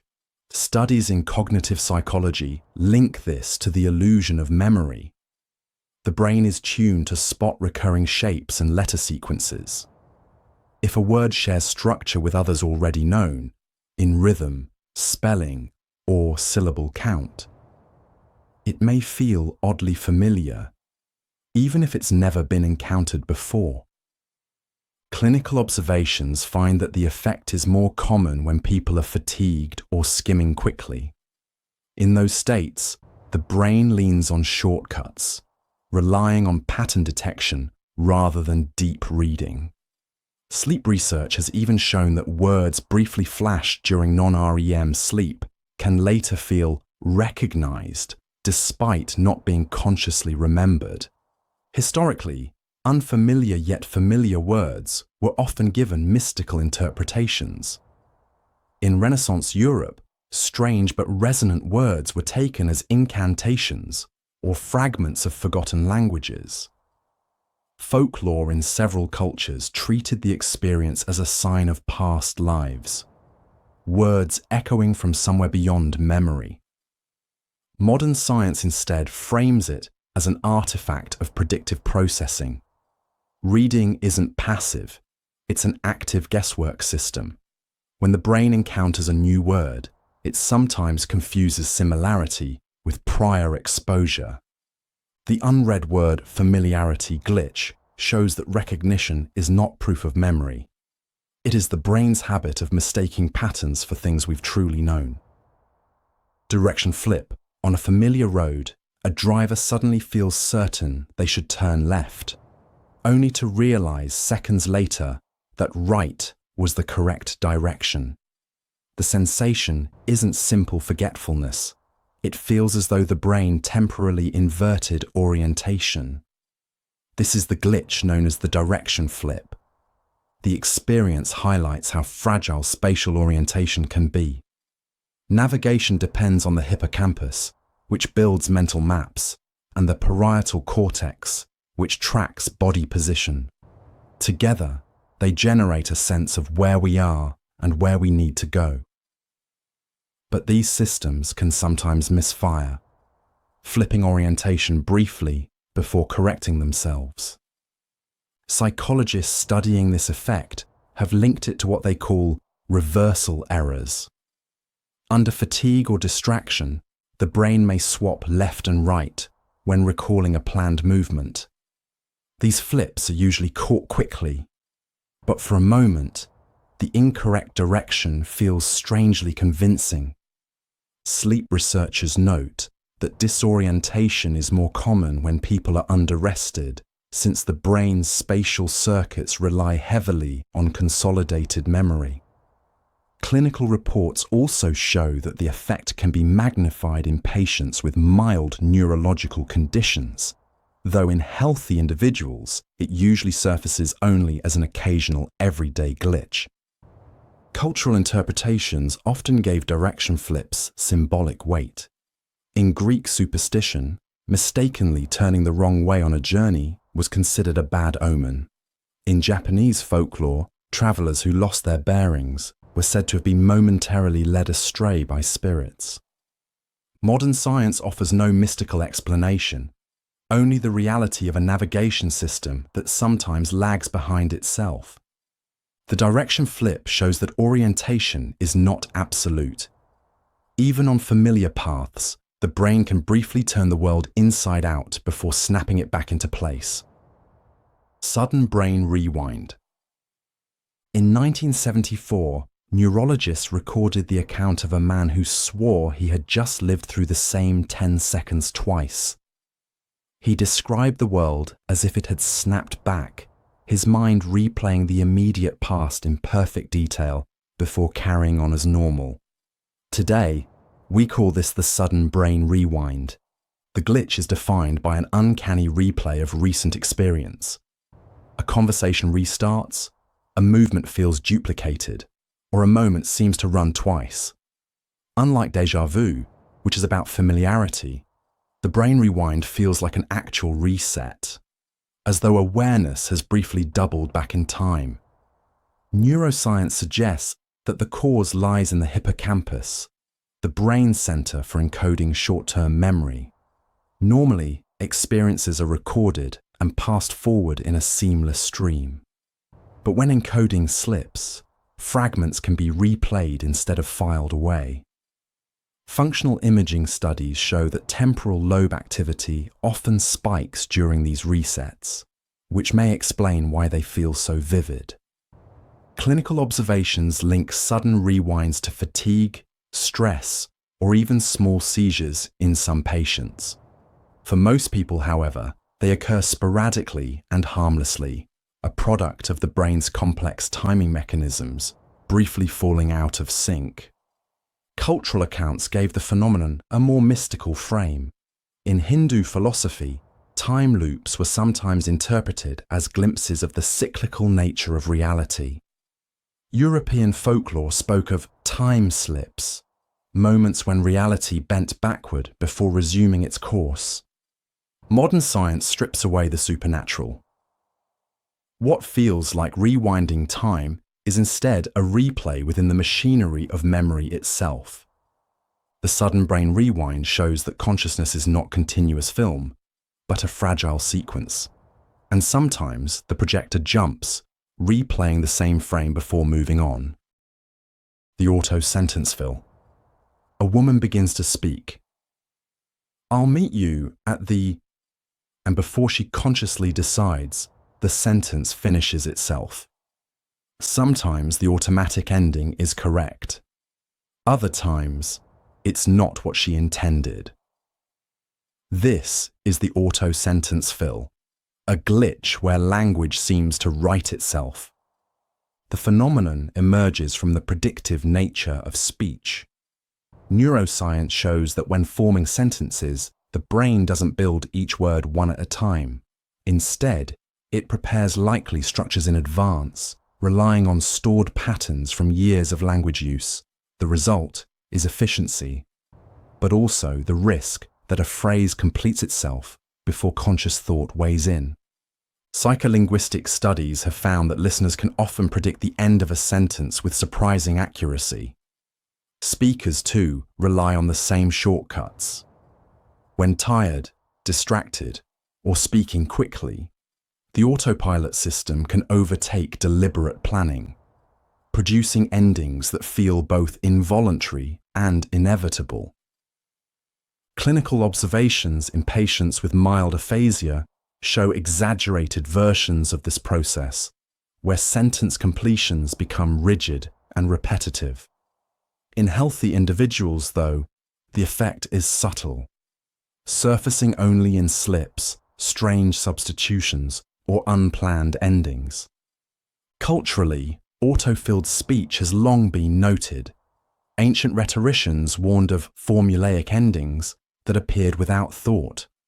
Folklore in some regions even treated unbidden phrases as signs of possession or spirits speaking through the tongue. Today, researchers see it not as outside influence, but as a side effect of prediction. Language is built on probabilities, and the brain often takes the most familiar path forward. The AutoSentence Fill shows that speaking is not always under conscious control. Sometimes the words finish themselves, revealing just how much of language is guided by patterns beneath awareness. Random thought blurt. In 2011, a neurologist in Boston recorded the case of a man who startled his co-workers by blurting out, "Green apples in the ceiling," during a quiet meeting. He wasn't joking, nor did he mean to speak. A stray thought had escaped aloud without his consent. This phenomenon is called the random thought blurt. The glitch occurs when the boundary between inner speech and outer speech breaks down. Most people narrate silently in their minds throughout the day. Usually the brain keeps a tight filter, ensuring these private words stay internal. But sometimes the filter slips, and a fragment of thought slips out into audible speech. Neuroscience studies suggest that the same brain regions involved in producing speech, Broca's area and the supplementary motor cortex, are active during inner speech. Ordinarily, inhibition from the prefrontal cortex prevents these signals from activating the vocal cords. But under stress, fatigue, or distraction, that inhibition may falter, letting a thought spill directly into words. Clinical parallels exist in conditions like Tourette's syndrome, where impulses bypass filters, or in aphasia, where damaged networks lead to unintended utterances. In healthy people, however, these blurts are usually harmless, fleeting errors of control in an otherwise efficient system. Historically, random speech outbursts were often seen as meaningful. In ancient Rome, Unbidden words were sometimes treated as omens. Folklore in parts of Asia framed them as truth slips, moments when the soul revealed hidden thoughts. Modern science reframes the phenomenon more simply, not prophecy, but a filter malfunction.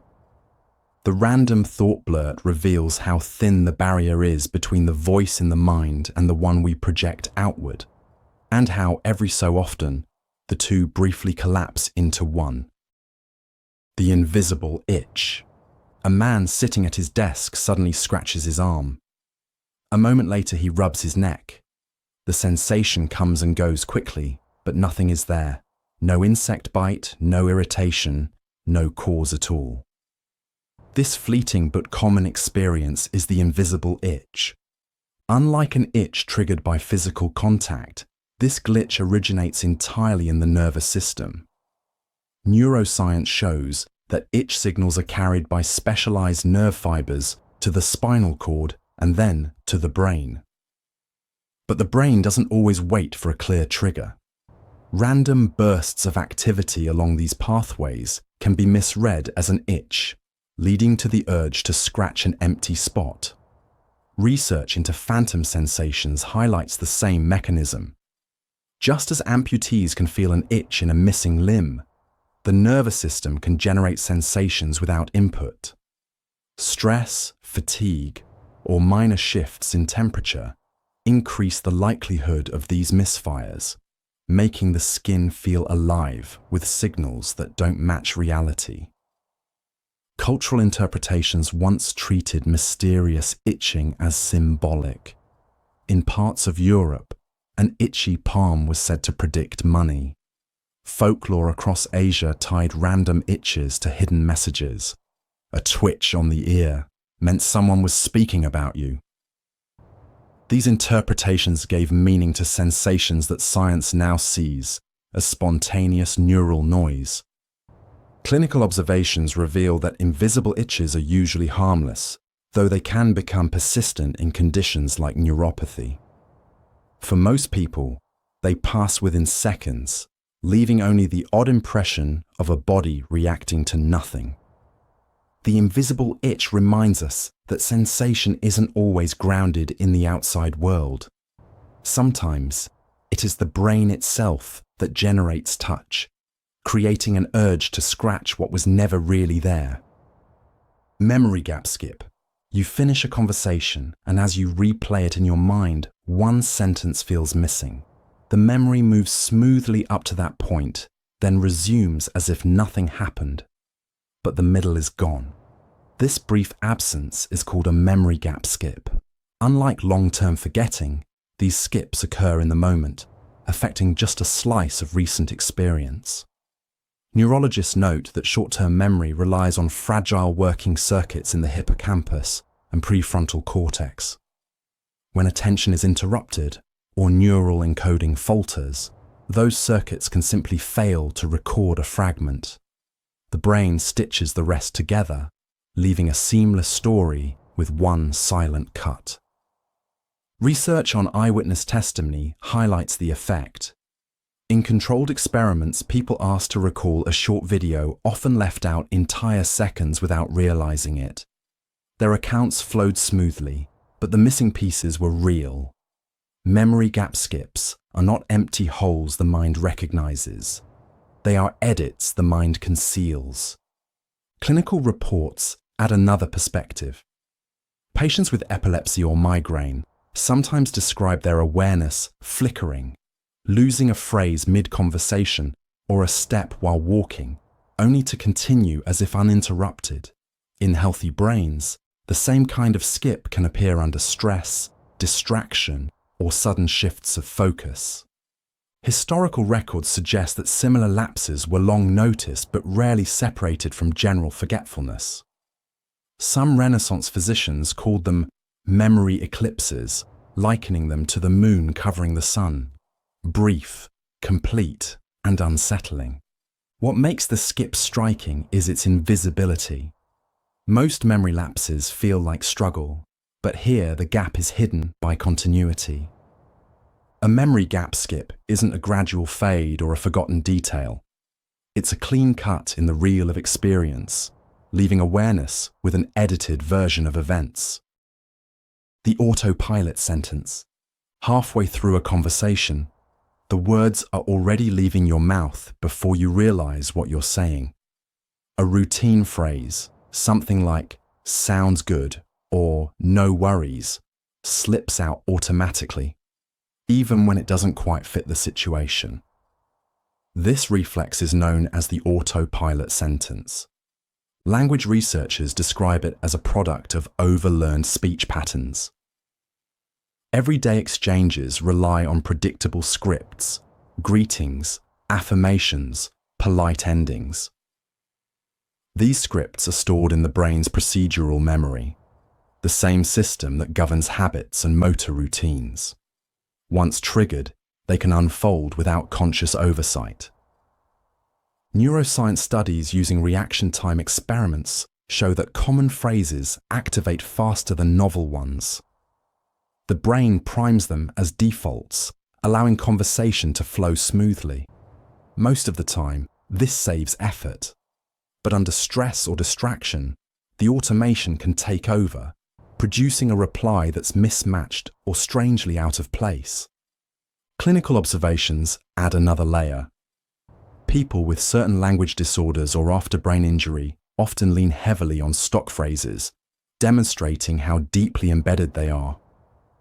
Even in healthy speakers, these automatic responses highlight that conversation is not entirely deliberate. It's partly a system of shortcuts. Cultural interpretations have long noticed the phenomenon. In literature and theatre, characters who repeat phrases without awareness are used to signal absent-mindedness, social masks, or even mechanical conformity. Everyday idioms like "speaking on autopilot" show how familiar the glitch is. Unlike a slip of the tongue, where the wrong word intrudes, the AutoPilot sentence is about the right phrase appearing at the wrong time. It is speech running ahead of thought, leaving awareness to catch up afterward. The AutoPilot sentence reveals conversation as less controlled than it feels, a rhythm guided not only by intention but by reflex.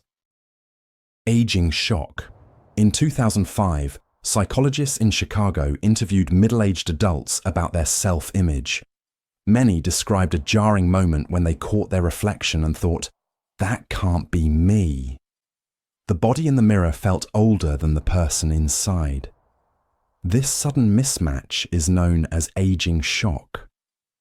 The glitch comes from the gap between subjective time and physical time.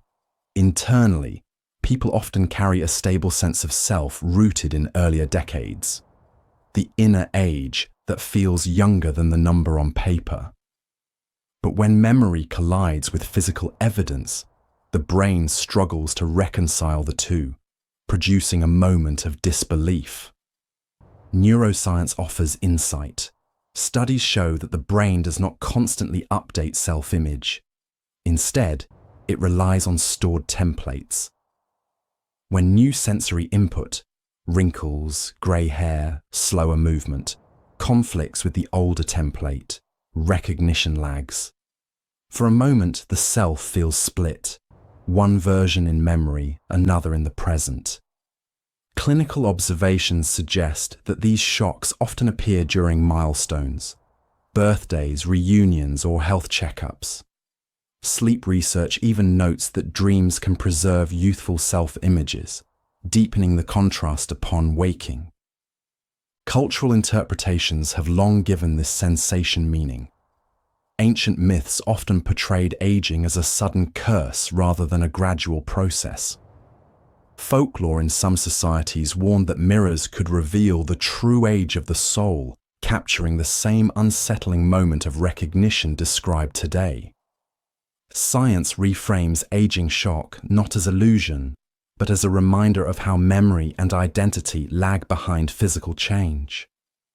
What actually matters is that aging shock reveals the brain's resistance to updating the self. We don't feel time passing evenly. Instead, it catches us off guard, arriving all at once in the face we no longer expect to see.